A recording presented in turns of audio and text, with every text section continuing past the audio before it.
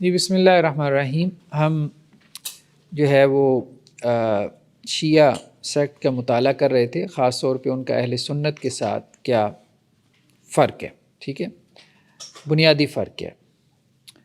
تو ہم نے کہا تھا کہ بنیادی فرق جو ہے وہ امامت کا جو کانسیپٹ ہے، یہ بنیادی ترین فرق ہے اہل سنت اور اہل شیعوں کا. تو ہم بیسیکلی اب اس کو سمجھنا چاہ رہے ہیں. تو لاسٹ کلاس سے ہم جو اسماعیلی اسکول آف تھاٹ ہے اس کو ہم ڈسکس کر رہے تھے کہ ان کا امامت کا کیا نقطہ نظر ہے. تو ہم نے کہا تھا کہ شیعہ سیکٹس میں امامت کے حوالے سے کوئی کنسنسس نہیں پایا جاتا، یعنی اس اعتبار سے تو ان کے یہاں کنسنسس ہے کہ حضرت علی جو ہے وہ اللہ کے رسول صلی اللہ علیہ وسلم نے ان کو وصی مقرر کیا تھا یا ان کو ولایت دی تھی، لیکن یہ ہے کہ امام کتنے ہیں اور کون امام ہے کون امام نہیں ہے، ٹھیک ہے، اور اس طرح کی اور بہت سی تفصیلات ہیں کہ جن میں ان کا اختلاف ہے. تو اسماعیلی جو ہم نے کہا تھا کہ شیعہ سیکٹ ہے، اس کے اوپر ایک بہت تحقیقی کتاب وہ ڈاکٹر زاہد علی کی ہے، جو کہ خود اسماعیلی اسکول آف تھاٹ سے تعلق رکھتے ہیں. ہمارا اسماعیلی مذہب، مطلب اس کی حقیقت اور اس کا نظام دعوت ہو گیا، نظام تربیت ہو گیا، اس کو انہوں نے ایکسپلور کیا. ان کی اور بھی کتابیں ہیں، تاریخ فاطمیین کے نام سے بھی ان کی کتاب ہے، جس میں انہوں نے فاطمی جو خلفاء تھے، جو اسماعیلی خلفاء تھے، ان کی ہسٹری جو ہے وہ انہوں نے کمپائل کی ہے. تو بہرحال ان بائسڈ ہیں، اپنے ائمہ کا بہت احترام سے ذکر کرتے ہیں، وہ بات تو ہے، ٹھیک ہے، لیکن یہ ہے کہ کریٹیکلی دیکھتے ہیں اپنے مکتب فکر کو.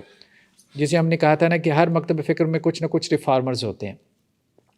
وہ آپ کو شیعہ میں بھی مل جائیں گے، وہ اہل سنت میں بھی مل جائیں گے، بریلوی دیوبندی اہل حدیث سب میں مل جائیں گے. اور عام طور پہ ہمارے ہاں جو ایکسٹریمسٹ ہوتے ہیں تو وہ یہ کہہ دیتے ہیں کہ جی یہ ہمارے مسلک سے نکل گیا، تو اس کی ریفارمز کو عام طور پہ ایکسیپٹ نہیں کیا جاتا. لیکن پھر بھی بہرحال وہ لوگ اپنے قوت بیان سے، اپنے استدلال سے اور اپنی لاجک سے اور اپنی ایفرٹ اور سٹرگل سے وہ ایک طبقہ پیدا کر لیتے ہیں ایسے لوگوں کا اپنے ہی اسکول آف تھاٹ میں، جو چیزوں کو کریٹیکلی دیکھنا شروع کر دیتا ہے اور اس روایت کے اندر، وہ جو روایت چلی آ رہی ہوتی ہے اس کے اندر جو خرابیاں آئی ہوتی ہیں تو وہ اس کی اصلاح کی کوشش کرتے ہیں. ان کو ہم ریفارمرز کہتے ہیں. تو ان میں ایک ڈاکٹر زاہد علی بھی ہیں ان ریفارمرز میں، کہ جو یہ چاہتے ہیں کہ جی اسماعیلی جو اسکول آف تھاٹ ہے اس میں کچھ ریفارمیشن ہوں اور اس میں کافی کچھ اصلاح کی جو ہے وہ گنجائش موجود ہے. آج ہم دیکھیں گے بھی تو آپ بھی کہیں گے کہ بہت زیادہ گنجائش موجود ہے. تو لاسٹ ٹائم تو ہم نے یہ دیکھا تھا کہ ان کا بنیادی فرق کیا ہے اثنا عشریہ کے ساتھ. ٹھیک ہے، اثنا عشریہ کا اور اسماعیلی اسکول آف تھاٹ کا امامت کے حوالے سے کیا فرق ہے. تو ایک تو ہم نے کہا تھا کہ امام ابو جعفر صادق علیہ الرحمہ جو تھے، تو امام ابو جعفر صادق جو ہے ان کے 4 بیٹوں نے امامت کا دعویٰ کیا تھا 8 میں سے، اور جو ان کے بڑے بیٹے جو نجیب الطرفین سادات میں سے بھی ہیں، یعنی دونوں طرف سے سادات میں سے ہیں، مولانا اسماعیل، تو جو ان کی امامت کے قائل ہیں ان کو اسماعیلیہ کہتے ہیں. جو اس سے چھوٹے بیٹے عبداللہ افتح کی امامت کے قائل ہیں ان کو فتحیہ کہتے ہیں، اور جو ان سے چھوٹے بیٹے موسیٰ کاظم کی امامت کے قائل ہیں وہ موسویہ یا پھر اثنا عشریہ یا امامیہ کہلاتے ہیں، 12ers کہلاتے ہیں. تو ایک تو بڑا فرق ان میں یہ تھا اثنا عشریہ میں اور اسماعیلیہ میں کہ متعین امام کون ہے، امام جعفر صادق کی اولاد میں سے امام کون ہے. تو اسماعیلیہ اس طرف چلے گئے کہ بڑا بیٹا امام ہے، ٹھیک ہے، اور امام جعفر صادق علیہ رحمہ نے ان کے اوپر نص کی تھی، بڑے بیٹے پہ نص کی تھی. باقی ان کے بڑے بیٹے کی وفات ہو گئی تھی امام جعفر صادق کے زمانے میں، تو وہ کہتے ہیں انہوں نے تقیہ کیا تھا امام جعفر صادق نے، اور موسیٰ کاظم علیہ رحمہ کو، چھوٹے بھائی کو، انہوں نے حجاب مقرر کیا تھا تاکہ جو اصل امام ہے اس کو بچایا جا سکے. لیکن موسیٰ کاظم اس بات کو سمجھ نہیں پائے اور انہوں نے کیا کام کیا، موسیٰ کاظم نے خود ہی اپنے لیے امامت کا دعویٰ کر دیا. یہ اسماعیلیہ کا آپ کہہ لیں تھیسس ہے. تو اب ہم آگے چلتے ہیں. اسماعیلیہ نے 3 ڈیبیٹس پیدا کی بڑی. اثنا عشریہ کے حوالے سے بھی ہم تفصیل میں جائیں گے، لیکن ابھی چونکہ اسماعیلیہ کا چل پڑا تذکرہ، تو ایک تو ڈیبیٹ ان کے یہاں یہ پیدا ہوئی کہ امام جو ہے وہ نبی سے افضل ہے کہ نہیں ہے. یہ ان کے یہاں بھی ڈیبیٹ پیدا ہوئی ہے، اور اس میں ان کے کئی ایک مکاتب فکر بن گئے. ایک ڈیبیٹ ان کے یہاں یہ پیدا ہوئی کہ قرآن جو ہے جو آج ہمارے پاس موجود ہے یہ محفوظ ہے کہ نہیں ہے، ٹھیک ہے، اس کو بھی ہم دیکھتے ہیں۔ اس کے حوالے سے بھی ان کے ہاں کئی ایک نقطہ نظر پائے جاتے ہیں، کئی ایک ویو پوائنٹس ہیں۔ اسی طرح سے ایک ڈبیٹ ان کے یہاں یہ پیدا ہوئی کہ شریعت جو ہے نا وہ منسوخ، یعنی امام کیا وہ شریعت کو منسوخ کر سکتا ہے؟ امام کو کیا یہ رائٹ حاصل ہے کہ وہ شریعت کو منسوخ کر دے، یا شریعت منسوخ ہو چکی ہے کہ نہیں؟ ٹھیک ہے، دونوں طرح سے آپ اس سوال کو لے سکتے ہیں۔ چلیں بہر ابھی ہم پہلے اس سوال سے لیتے ہیں کہ اسماعیلیہ کا اس بارے میں کیا موقف ہے کہ امام جو ہے وہ شریعت کو منسوخ کر سکتا ہے کہ نہیں۔ تو اسماعیلیہ میں ایک بڑا طبقہ ایسا پیدا ہوا کہ جو ظاہر شریعت کے قائل نہیں تھے۔ اسماعیلیہ میں سے ہم نے کہا تھا بہت سی آف شوٹس نکلیں، بہت سے فرو نکلیں، بہت سے آگے بھی ان سے سیکٹس نکلے، جن میں سے بعض ایسے بھی تھے کہ جن کو باطنیہ کہا جاتا تھا، یعنی جو باطن کے قائل تھے۔ ظاہر شریعت کو انہوں نے معطل کر دیا تھا۔ ظاہر شریعت سے مراد کیا؟ ارکان اسلام ہے مثال کے طور پہ، ٹھیک ہے، تو اس کے قائل ہی نہیں تھے، یعنی کوئی نماز روزہ حج زکوٰۃ ہے ہی نہیں، بس ختم سب کچھ ختم ہو گیا، شریعت منسوخ ہو گئی۔ اب کیا ہوگا؟ اب باطن چلے گا، ظاہر سارا منسوخ ہے، باطن صرف چلے گا۔ یہ باطن کا ان کا کیا کانسیپٹ تھا؟ اچھا ایک بات اور اہم ہے، دیکھیں بہت سی چیزوں میں جو ہے نا ود ان سیکٹ اختلاف ہوتا ہے، کسی بھی سیکٹ میں بہت ساری چیزوں میں نقطۂ نظر میں اختلاف ہو جاتا ہے۔ ہمارے یہاں اثنا عشریہ میں بھی قرآن کے بارے میں اختلاف موجود ہے۔ کچھ ان میں سے ایسے ہیں کہ جو قرآن کی حفاظت کے قائل نہیں ہیں، قرآن کو محفوظ کتاب نہیں مانتے، کچھ ہیں، لیکن میجورٹی ان کے علماء کی کیا ہے؟ وہ قرآن کو محفوظ کتاب مانتی ہے، ٹھیک ہے۔ تو اس لیے وہ کچھ کی بات لے کے میجورٹی کے اوپر اس کو اپلائی نہیں کرنا چاہیے۔ جو ان کے یہاں اختلاف ہے ہم ایز اٹ از سامنے رکھیں کہ بھائی کچھ یہ کہتے ہیں، کیونکہ بعض کی کتابوں میں لکھا بھی ہوا ہے۔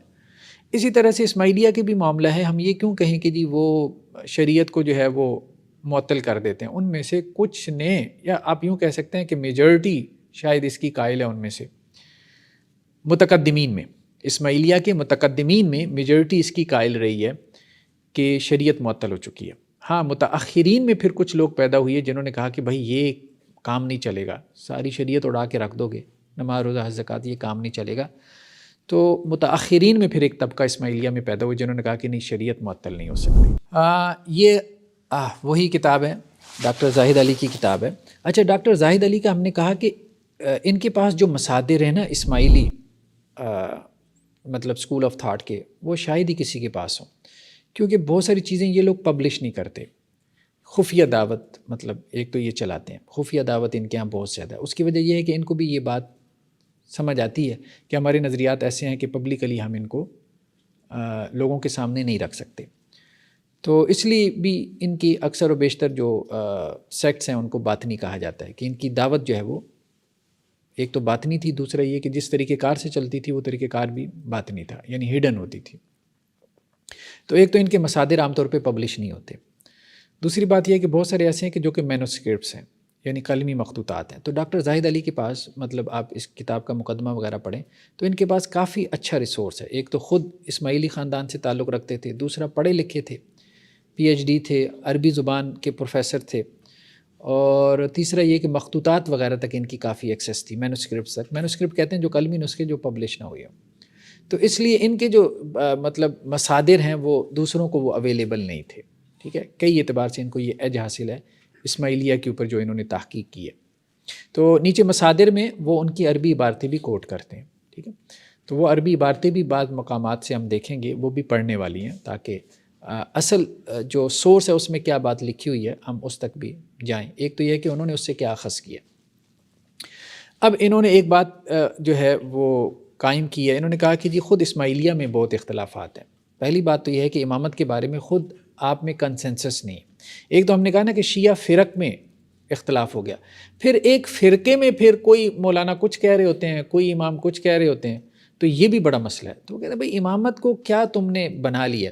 ابھی انہوں نے یہاں پہ 4 مثالیں دی کہ ہمارے اسماعیلی جس تصور امامت کے قائل ہیں، اثنا عشریہ تو چھوڑیں نا، زیدی تو چھوڑیں، وہاں دوسرے سیکٹس کے ساتھ آپ کا کیا اختلاف ہے، شیعہ سیکٹس کے ساتھ۔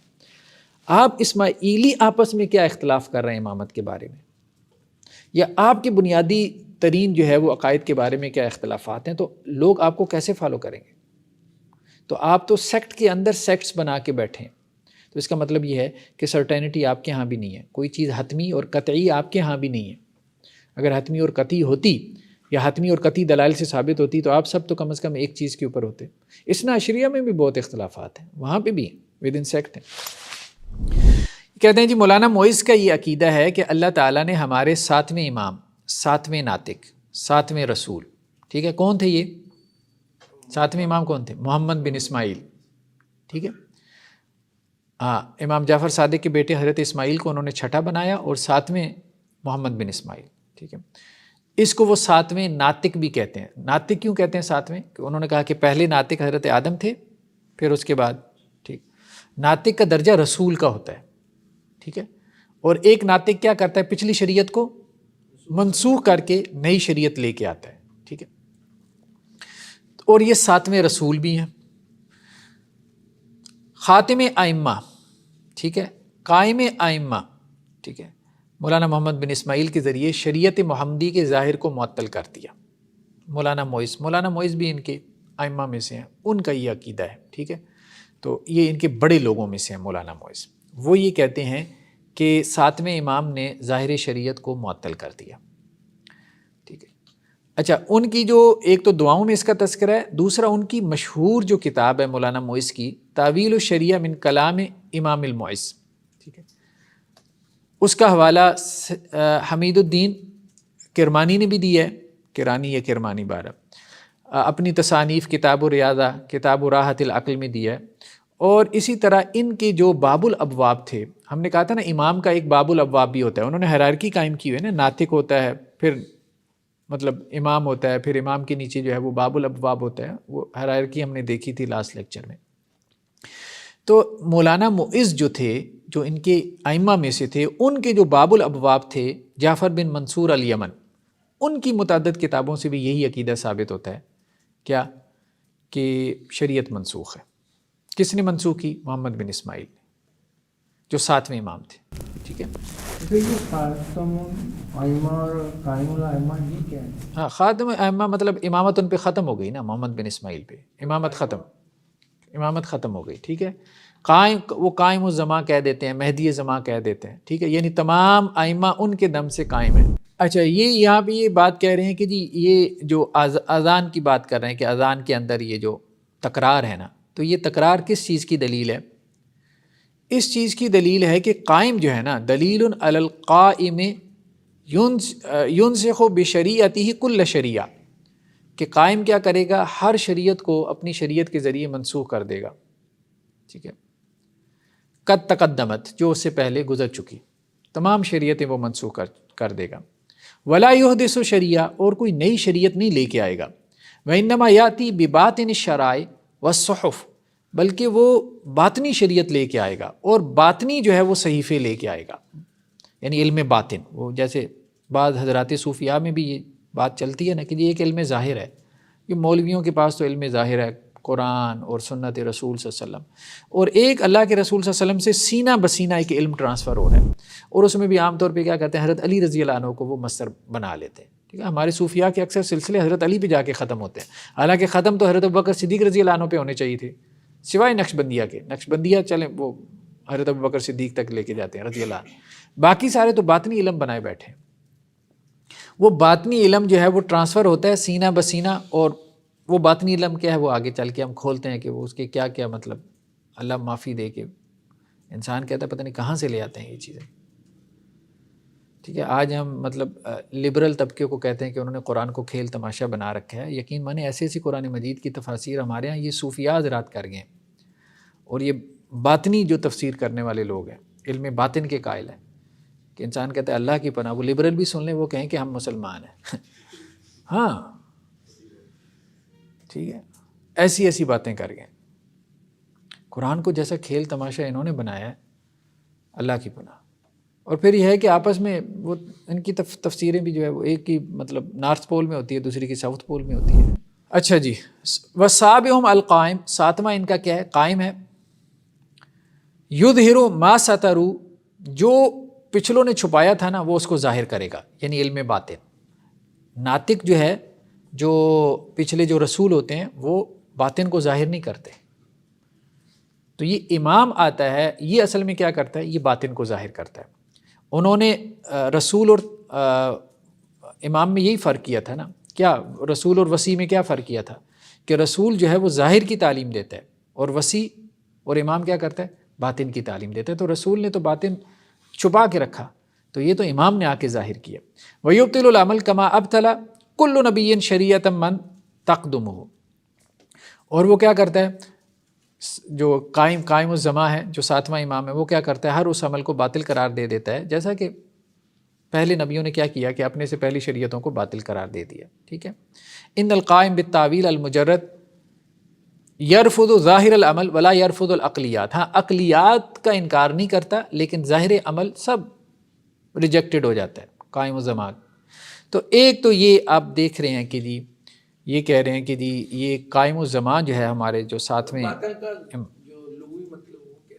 باطن سے مراد، وہ باطن آگے ہم سمجھتے ہیں کہ وہ باطن سے کیا مراد لیتے ہیں، ٹھیک ہے، اس کو ہم آگے دیکھتے ہیں۔ یہ اتنا آسان نہیں ہے کہ ان کا باطن کیا ہے۔ جی آگے کیا کہہ رہے ہیں جی، یہ ایک اور، یہ تو خیر تعویل و شریعہ کے پیج نمبر 5 سے 23 اور 60 سے 148 تک انہوں نے یہ کچھ عبارتیں اٹھائی ہیں۔ آگے وہ کہہ رہے ہیں کہ جی جعفر بن منصور الیمن جو کہ باب الابواب تھے ان کے، مولانا موئس کے، ان کی جو ہے وہ سورہ نساء کی یہ تعویل ہے، اس کو تفسیر بھی نہیں کہتے، تعویل کہتے ہیں، وہ جو ان کو معنی سجائی دیتا ہے، وہ تو یہی سمجھتے ہیں بھائی اللہ کی طرف سے آ رہا ہے، ٹھیک ہے، وہ قرآن کا جو معنی ہے وہ تو یہی سمجھتے ہیں بھائی اللہ کی طرف سے اتر رہا ہے۔ وہ جو اثنا عشریہ کے بیان میں ہم نے دیکھا تھا نا کہ جی فرشتے آتے ہیں، تو یہ ان سب کا یہی موقف ہے کہ یہ اللہ کی طرف سے آ رہا ہے جو ہمیں سجائی دے رہے ہیں۔ وفی عصر القائم یظہر التاویل محضاً، قائم الزماں جو ہے ساتویں جو ہوں گے ان کے زمانے میں محض تعویل ظاہر ہوگی، ٹھیک ہے، تفسیر نہیں ہوگی۔ تفسیر تو وہ ہوتی ہے نا جو ظاہر کے مطابق کی جاتی ہے، نماز پڑھو، روزہ رکھو ہے، ٹھیک ہے، چوری کی حد قائم کرو۔ ایک ہے تعویل، اس کا پوشیدہ معنی، قرآن مجید کی ہر آیت کا ایک پوشیدہ معنی جو عام بندے کو نہیں معلوم ہو سکتا، ان علماء کو نہیں معلوم ہو سکتا، وہ تو اللہ کی طرف سے ہی آتا ہے۔ اب وہ معنی جب آپ دیکھتے ہیں تو آپ کہتے ہیں بھئی لگتا تو نہیں اللہ کی طرف سے آیا ہوگا، یہ تو شیطان کی طرف سے ہی آ سکتا ہے، ٹھیک ہے۔ وہ آپ دیکھیں کہ ایسے ایسے معنی ہیں کہ خود ان کے سامنے رکھے جائیں تو یہ اس پہ مطمئن نہ ہو، یعنی اس کو آپ سامنے بٹھائیں نا اور اسے کہیں کہ یار اب بتاؤ مجھے یہ معنی کر سکتے ہو تم، مطلب کچھ سینسز میں ہو، تو وہ خود بھی اون نہیں کرے گا، چپ ہو جائے گا، لیکن کر جاتے ہیں، پھر بھی کر جاتے ہیں۔ چلیے، القائم لا شریعت لہ، قائم الزماں اس کی کوئی شریعت نہیں ہے، بل ہوا یزیل الشرائع، بلکہ وہ پہلی شریعتوں کو منسوخ کرے گا، وینسخھا باقامت التاویل، اور وہ پچھلی شریعتوں کو منسوخ کرے گا اپنی تعویل کے ذریعے سے، باقامت التاویل المحض، محض تعویل ہوگی، تعویل محض کے ذریعے سے۔ تو یہ انہوں نے جو ہے، اب وہ بہرحال ساتویں نے کوئی تعویلات کی کہ نہیں کی، لیکن انہوں نے بہت ساری کر لی، انہوں نے بہت ساری کر لی۔ تو ایک تو ہم نے کہا کہ مولانا معز، انہوں نے کہا کہ جی شریعت جو ہے نا وہ ساتویں نے منسوخ کر دی، ظاہر شریعت منسوخ ہے، صرف باطن پہ عمل ہوگا۔ باطن کیا ہے؟ باطن وہ پھر امام بتائے گا، ٹھیک۔ اور مولانا معز کے جو باب الابواب تھے جعفر بن منصور یمن، ان کا بھی یہی نقطہ نظر تھا۔ ہاں ان میں ایک حمید الدین کرمانی ہے، حمید الدین کرمانی متاخرین میں سے ہیں، اسماعیلیہ میں سے، ٹھیک ہے۔ حمید الدین کرمانی کے سوا جیسا کہ ابھی معلوم ہوگا دائیوں کی یہی تعلیم ہے کہ قائم القیامہ کے عہد میں شریعت کے اعمال مرتفع ہو جائیں گے، یعنی باقی نہ رہیں گے۔ کہا جاتا ہے کہ جس طرح آدم کے عہد میں کوئی شریعت نہ تھی، اسی طرح قائم القیامہ کے زمانے میں بھی کوئی شریعت نہیں ہوگی، یعنی ساتویں کے بعد، ساتویں کا زمانہ کب تک چلے گا؟ قیامت تک، ٹھیک ہے، ساتواں امام تو اب قیامت تک چلے گا نا۔ تو جس طرح آدم کے زمانے میں وہ کہتے ہیں شریعت نہیں تھی، اسی طرح ہمارے ہاں میجورٹی جو دائی تھے، اسماعیلی مذہب کے دائی تھے، تو وہ یہی کہتے تھے بھائی شریعت معطل ہو چکی ہے، کیونکہ ہمارے بڑوں کا یہی کہنا ہے۔ ہمارے زمانے میں اس عقیدے کے حقیقی نمائندے وہ اسماعیلی ہیں جو خوجے کہلاتے ہیں۔ کون سے اسماعیلی؟ آغا خانی، ٹھیک ہے، ان کی میجورٹی وہ کہہ رہے ہیں کہ وہ اس عقیدے کی حامل ہے۔ انہیں اصلی اسماعیلی کہنا بجا اور درست ہے، کیونکہ اسماعیلیہ کے متقدمین کا یہی عقیدہ تھا کہ ظاہر شریعت معطل ہے۔ ہاں ان میں سے کچھ جیسے حمید الدین کرمانی وغیرہ نے محنت کی ہے کہ ظاہری شریعت کو معطل نہ کرو، اتنا آگے نہ جاؤ۔ ان کے ایک عالم کا قول ہم نے اپنی کتاب تاریخ فاطمیین مصر میں نقل کیا، جس کا خلاصہ یہ ہے کہ امام کو رفع شریعت یعنی شریعت اٹھا دینے کا حق حاصل ہے۔ وہ کہتے ہیں اس کو منصوص من اللہ ہے، وہ اللہ کی طرف سے، ٹھیک ہے امام، تو وہ جب چاہے کہے کہ جی اس دفعہ جو ہے وہ رمضان کے روزے معاف، 1 سال کی نمازیں پڑھنے کی کوئی ضرورت نہیں ہے، حج جو ہے وہ میں نے ختم کر دیا، تو یہ امام کو حق حاصل ہے رفع شریعت کا۔ حدود میں نے ختم کر دی، شراب میں نے حلال کر دی، زنا کو میں نے حلال کر دیا، سود میں نے حلال کر دیا، تو امام کو شریعت کو ختم کرنے کا حق حاصل ہے، ٹھیک ہے۔ وہ جب چاہے شریعت اٹھا سکتا ہے اور جب چاہے اسے جاری کر سکتا ہے۔ کچھ عرصے کے لیے وہ کہے کہ جی بس شریعت ختم، پھر 5 سال بعد کہ ہاں بھائی پھر جاری ہو گئی، مطلب جیسے کوئی ملک کا قانون ہوتا ہے، کوئی بادشاہ ہے وہ کوئی قانون جاری کر دے، لاگو کر دے، جب چاہے اس قانون کو ختم کر دے۔ ہاں، شریعت سے مراد یہی ارکان اسلام وغیرہ، حلال حرام کا جتنا کانسیپٹ ہے آپ کا حلال حرام کا، ٹھیک ہے۔ اب کچھ نہ کچھ تو ان کے ہاں بھی ہے نا، ایسا تو نہیں ہے۔ چنانچہ ان کے 5ویں امام حسن علی ذکر السلام نے 559 میں ایک موقع پہ شریعت کو رفع کر دیا تھا، یعنی یہ ہوا ہے، پریکٹس ہوئی ہے اس کی، ٹھیک ہے۔ 12 کے بعد جو 5واں امام تھا نا، 12 کے بعد، 12ویں تو ان کے مہدی تھے نا، اس کے بعد پھر جو 5ویں امام تھے تو انہوں نے شریعت کو رفع کر دیا تھا۔ کئی سال بعد امام موصوف کے پوتے نے پھر شریعت جاری کر دی، ٹھیک ہے۔ تو سید حمید الدین کرمانی جو مولانا معز کے پوتے اور مولانا حاکم کے باب الابواب ہیں، وہ کیا کہتے ہیں؟ وہ یہ کہتے ہیں کہ بھئی یہ اعتقاد سقیم ہے، یہ شریعت کو اٹھانے والا یہ اعتقاد ٹھیک نہیں ہے، ہر زمانے میں شریعت کا ہونا ضروری ہے، قائم القیامہ بھی اس سے مستثنیٰ نہیں ہو سکتے۔ مولانا معز نے تعطیل شریعت کی ابتدا مولانا محمد بن اسماعیل کے ایسے بتائی، مطلب یہ مسئلہ ان کے یہاں اختلافی ہے کہ شریعت جو ہے وہ معطل ہے یا شریعت کے اوپر عمل ہوگا، اور دوسرا یہ کہ کیا امام کے پاس یہ حق ہے کہ وہ شریعت کو معطل کر سکتا ہے یا نہیں۔ تو متقدمین جو اسماعیلیہ ہیں ان میں میجورٹی اسی کی قائل رہی کہ امام کے پاس یہ حق ہے کہ وہ شریعت کو معطل کر سکتا ہے، اور شریعت معطل ہو چکی ہے۔ یہ بھی میجورٹی کا عقیدہ رہا ہے، یعنی ایک بڑی تعداد کا، کہ 7ویں امام نے محمد بن اسماعیل نے علیہ الرحمہ نے شریعت کو معطل کر دیا تھا۔ ہاں، کچھ کا جو تھوڑا سا بعد میں آئے متاخرین کا یہ عقیدہ ہے کہ نہیں، شریعت معطل نہیں ہو سکتی، اور نہ ہی شریعت معطل ہے، ہمیں ظاہری شریعت پہ عمل کرنا ہے، باقی یہ ہے کہ باطن جو ہے اس کو ہم نے اہمیت دینی۔ دوسری چیز جس میں ان کا اختلاف ہوا وہ یہ کہ قرآن ہمارے پاس محفوظ ہے کہ نہیں،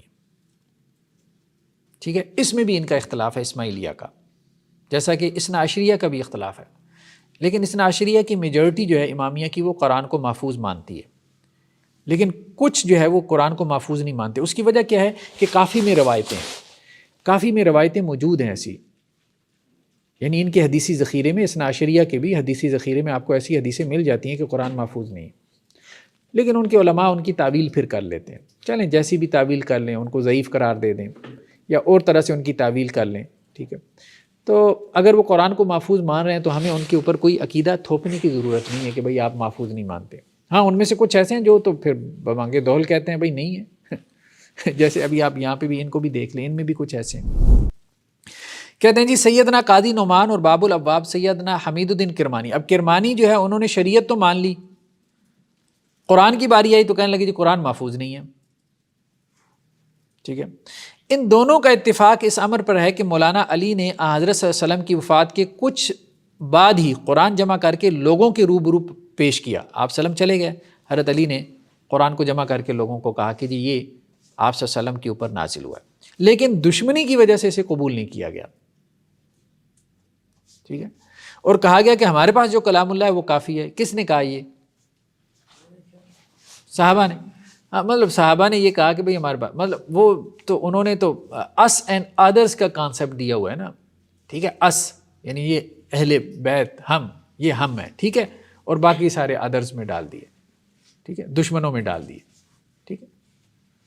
تو حضرت علی کا نسخہ تو انہوں نے قبول ہی نہیں کیا، انہوں نے کہا جی ہمارے پاس تو قرآن ہے، ہم بھی اللہ کے رسول صلی اللہ علیہ وسلم سے سنتے تھے، ہم بھی لکھتے تھے، تو آپ کی کیا ضرورت ہے ہمیں۔ مطلب یہ انہوں نے ایک بنا لی نا، ہم نہیں کہہ رہے کہ ایسا ہوا ہے وہ ان کے بقول ایسا ہوا ہے، ان کا یہی ہے کہ قرآن جو اصل ہے وہ حضرت علی کے پاس ہی تھا۔ ہاں، ایسا ہے. اور کہا گیا کہ ہمارے پاس جو کلام اللہ ہے وہ کافی ہے. آپ اپنا نسخہ واپس لے گئے, حضرت علی واپس لے گئے, اور یہ فرمایا کہ اب قائم کے سوا اسے کوئی نہیں کھولے گا, اب مہدی آ کے کھولے گا. اب تمہاری یہ ہے کہ سزا یہی ہے کہ بغیر قرآن کے جو ہے وہ ساری زندگی رہو. ٹھیک ہے.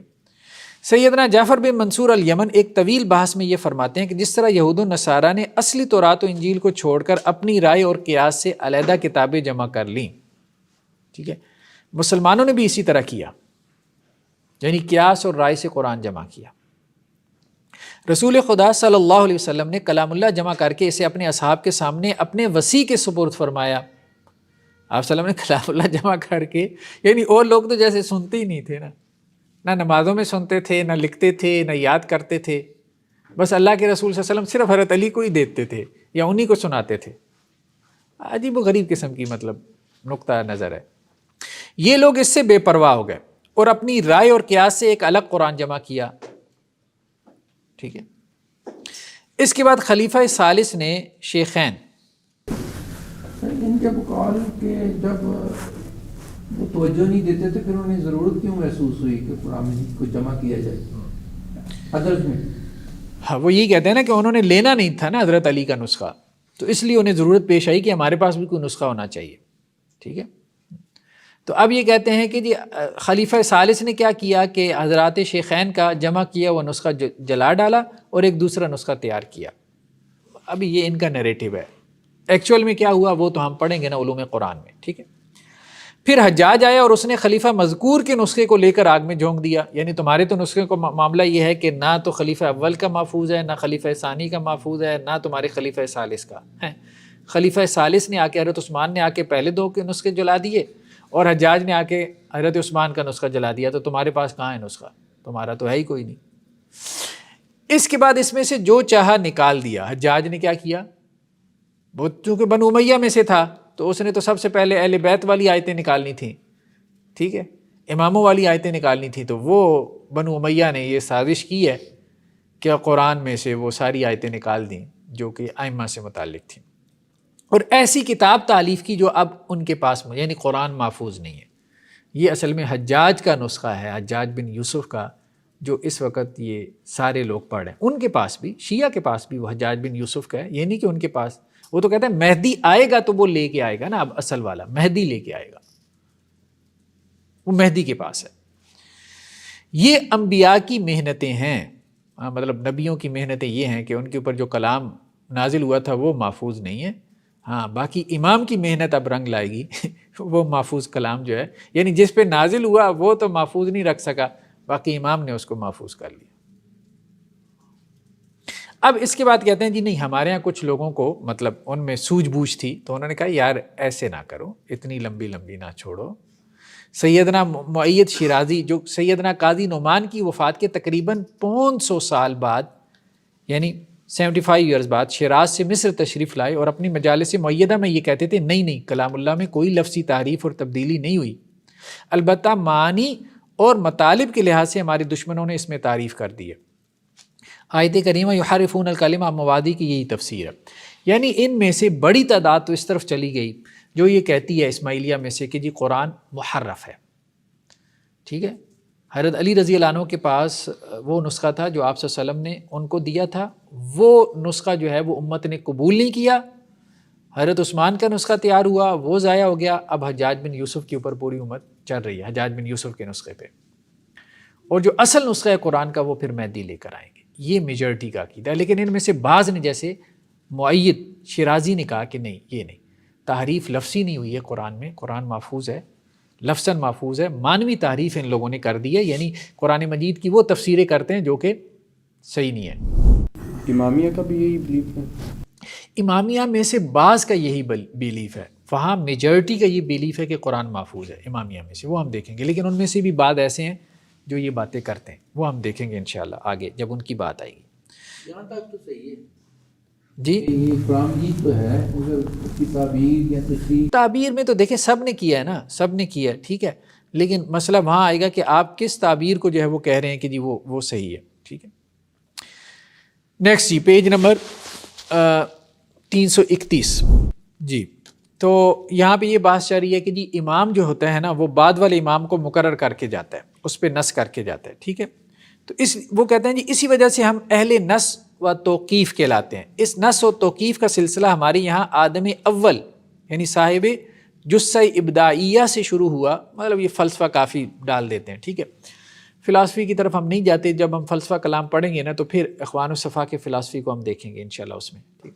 ابھی آپ یہ سمجھیں کہ امامت انہوں نے حضرت آدم سے چلائی ہے. تو وہ کہتے ہیں کہ جی ایک امام دوسرے امام پہ نص کر کے جاتا ہے، یعنی اس کو اپائنٹ کر کے جاتا ہے. جیسے چیف آف آرمی اسٹاف ہوتا ہے نا تو وہ اپنی اسٹک کیا کرتا ہے اگلے کو دیتا ہے، اپنی پاور جو اپنی اتھارٹی اس کو ٹرانسفر کرتا ہے. تو اسی طرح سے یہاں پہ بھی ہے.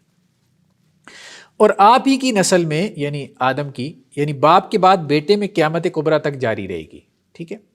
یہ سلسلہ مولانا ابو طالب تک پہنچا. آپ اپنے عہد کے مستقر امام تھے. آپ کے بعد حق امامت کے وارث آپ کے فرزند مولانا علی تھے، ٹھیک ہے. اب ہم نے امامت کی قسمیں پڑھی تھی نا، ٹھیک ہے. ایک امام مقیم ہے، ایک امام مستقر ہے، ایک امام مستودع ہے، ٹھیک ہے. مختلف امام انہوں نے جو ہے وہ بنائے ہوئے تھے. تو سب سے اوپر امام مقیم ہے، پھر امام مستقر ہے، پھر امام مستودع ہے، اور بھی اماموں کی انہوں نے قسمیں جو ہے وہ بنائی ہوئی ہیں. 5 قسمیں تھیں غالباً. اچھا اب یہ کہتے ہیں کہ جی مولانا ابو طالب کو بعض نے تو امام مقیم بنایا، بعض نے ان کو امام مستقر بنایا، ٹھیک ہے، کہ وہ مستقر امام وہ تھے. ان کے بعد جو امامت تھی وہ ان کے وارث یعنی بیٹے میں آنی تھی.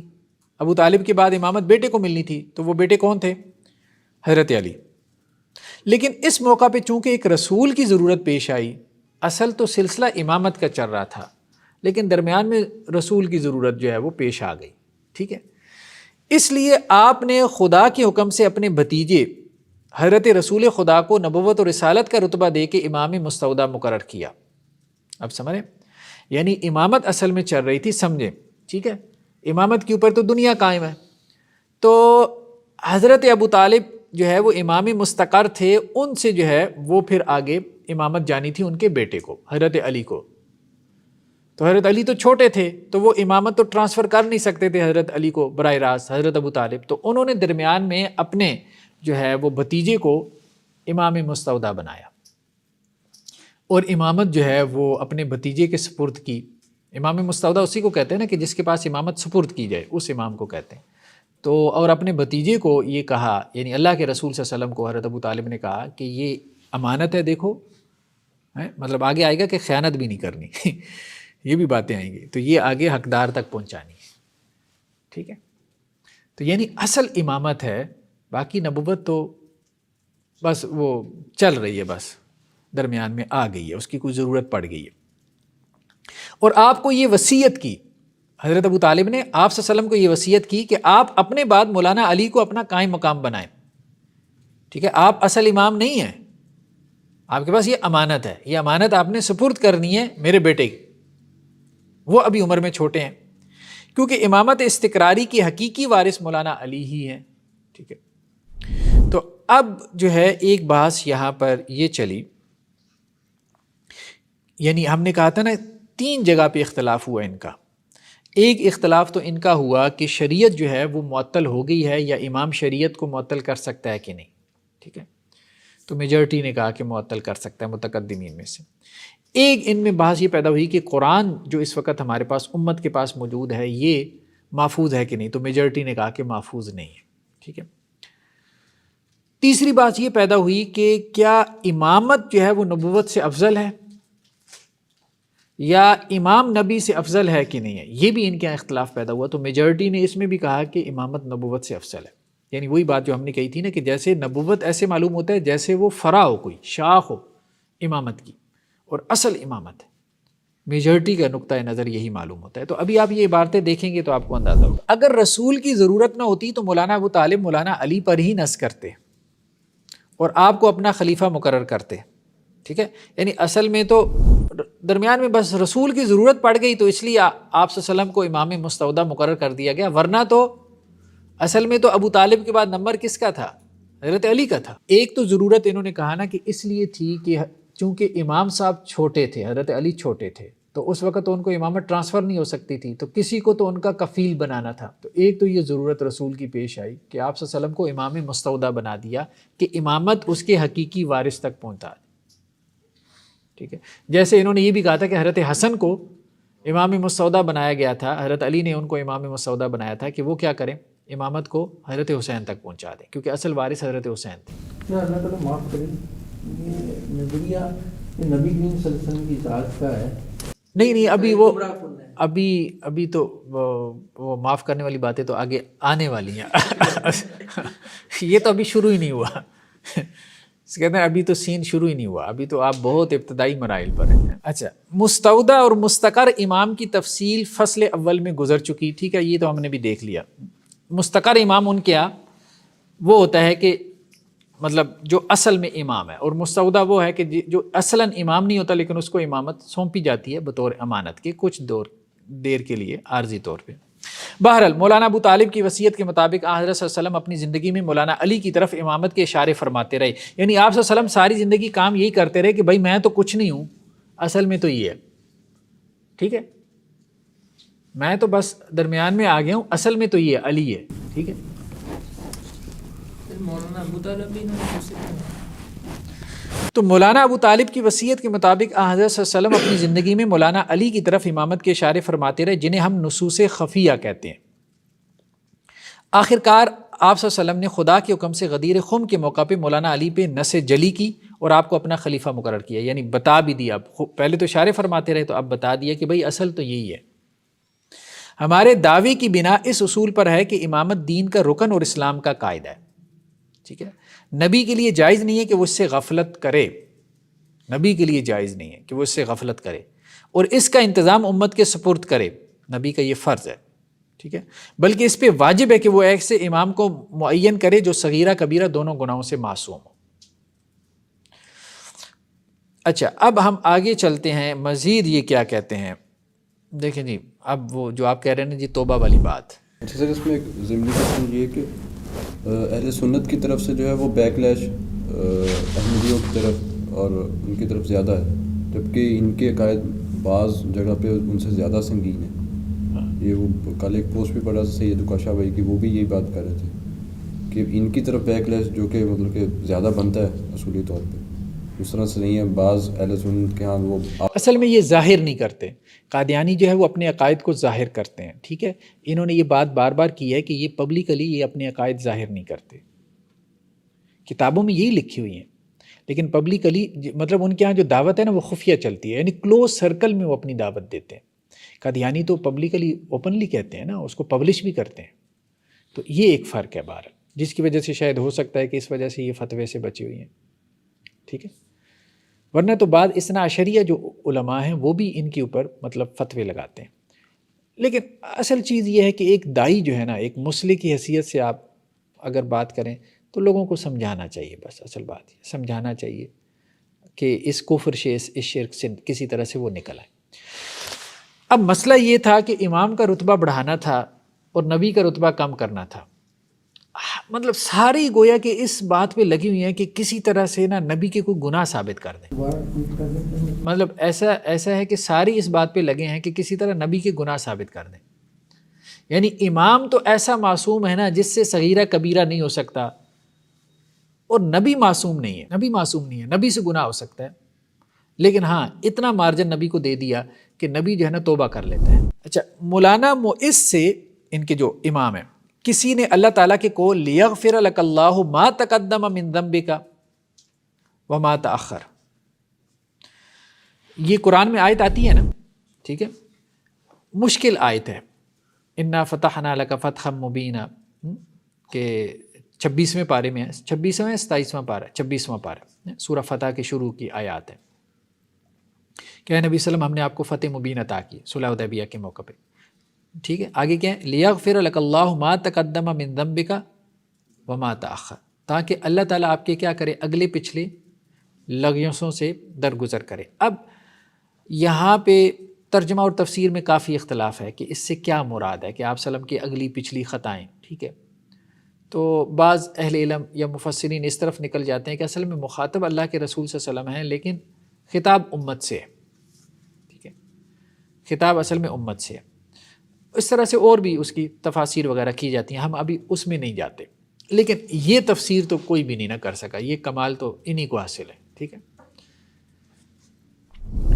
ان سے مولانا معز سے کسی نے پوچھا کہ جی اس کی کیا تفسیر ہے، لیغفر لک اللہ ما تقدم من ذنبک وما تاخر. ٹھیک ہے، کہ نبی کا وہ کون سا گناہ ہے جو کچھ پہلے اور کچھ بعد صادر ہوا، یعنی آپ کے اگلے پچھلے کون سے گناہ تھے جو اللہ نے کہا کہ میں نے معاف کر دیے. یعنی اللہ نے معاف کر دی ہیں لیکن تھے کون سے. ٹھیک ہے. آپ نے فرمایا کہ وَوَضَعْنَا عَنْكَ وِزْرَكَ. ٹھیک ہے، یعنی یہ بھی ذنبک کے معنی میں ہے کہ ہم نے آپ سے کیا کیا، آپ کے بوجھ کو اتار رکھا.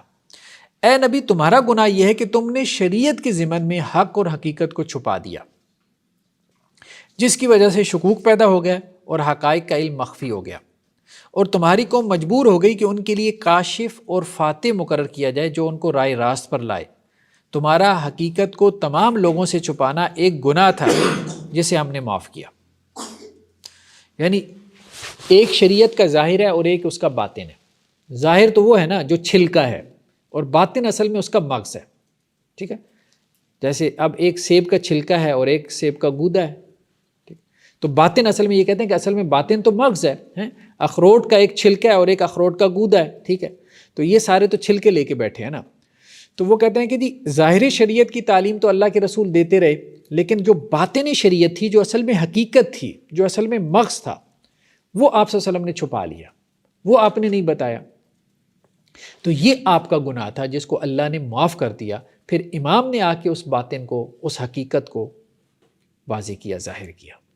ٹھیک ہے، مطلب انہوں نے اس طرح سے اس کی تعویل کی کہ اب اس حقیقت کو، دین کی حقیقت کو، ظاہری بات ہے ضروری تھا. اچھا، اب ایک اور ان کے سیدنا ادریس ہیں، وہ کہتے ہیں کہ رسول اللہ علیہ وسلم سے بحیرہ ایک وادی میں ملے. بحیرہ راہب کا جو تذکرہ ملتا ہے، ٹھیک ہے، تو اب ان کو بھی انہوں نے دور عیسوی کے آخری امام بنا لیا.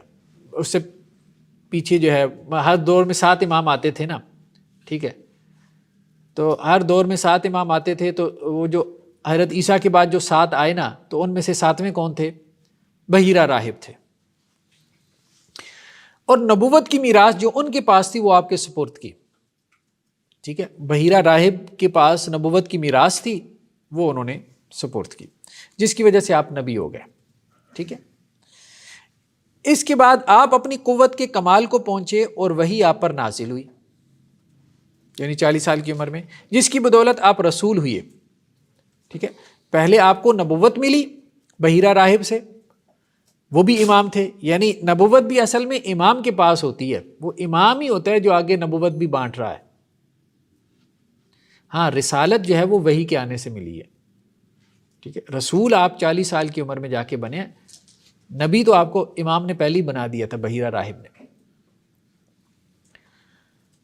جس کی بدولت آپ رسول ہوئی ہے. آپ کو یہ گمان پیدا ہوا کہ ابو طالب کے بعد میرے سوا کوئی امام نہیں ہے.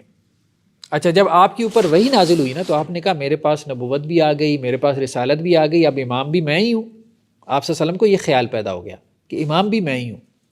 ٹھیک ہے، اس گمان کی وجہ سے ان موارد روحانیہ میں سے جو آپ کو حدود علویہ کے ذریعے پہنچتے تھے فطور پڑ گیا. تھوڑا سا مطلب مشکل عبارت ہے. ان مواد روحانیہ یعنی کہہ رہے ہیں کہ جی ہوا کیا ہے کہ جب آپ کے یہ خیال پیدا ہوا نا، تو یہ خیال تو بہرحال ٹھیک نہیں تھا. آپ نبی اور رسول تھے، امامت کے درجے کو تو آپ ابھی پہنچے ہی نہیں تھے آپ صلی اللہ علیہ وسلم. تو آپ صلی اللہ علیہ وسلم کو طلب پیدا ہوگی کہ امام مجھے بنا دیا جائے. تو یہ طلب کی وجہ سے اللہ نے وحی کا سلسلہ بند کر دیا کہ آپ نے اپنے مقام اور مرتبے سے بلند تر مقام اور مرتبہ کیوں طلب کر لیا، اس کی خواہش بھی کیوں کی آپ نے امامت کی. تو رسول اللہ صلی اللہ علیہ وسلم نے جب امامت کی خواہش کی تو وہ مواد روحانیہ جو حدود علویہ کے ذریعے سے پہنچ رہے تھے، آسمانوں سے جو مواد روحانیہ جو وحی نازل ہو رہی تھی، اس میں فطور پڑ گیا. یعنی فطرت وحی کا، فطرت وحی کو اصل میں انہوں نے واضح کیا ہے کہ جی وحی رکی کیوں تھی.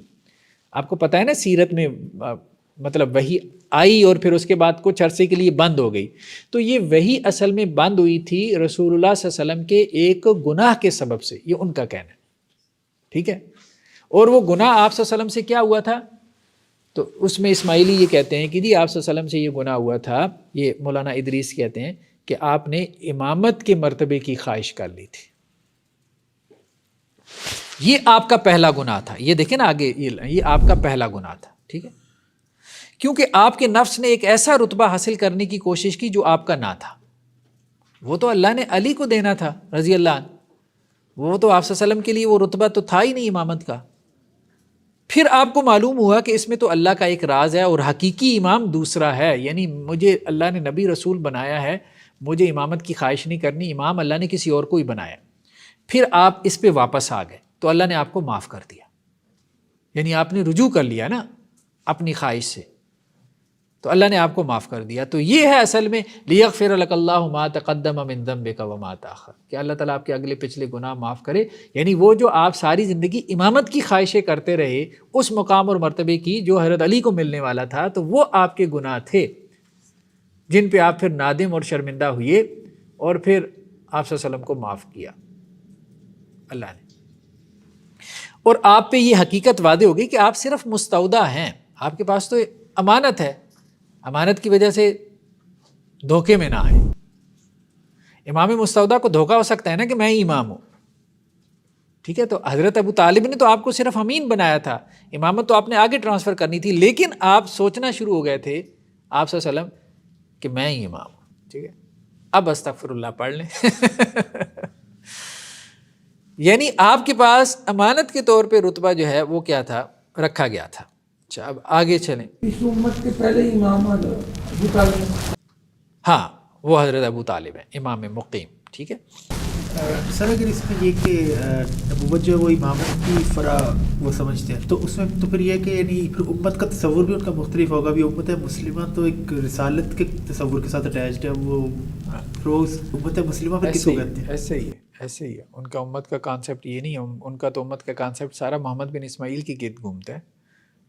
محمد دو ہیں نا، محمد بن عبداللہ، ہم تو محمد بن عبداللہ مراد لیتے ہیں نا علیہ الصلاۃ والسلام، وہ محمد بن اسماعیل لیتے ہیں، ٹھیک ہے. جب وہ کہیں گے امت محمدیہ تو ان کی مراد محمد بن اسماعیل.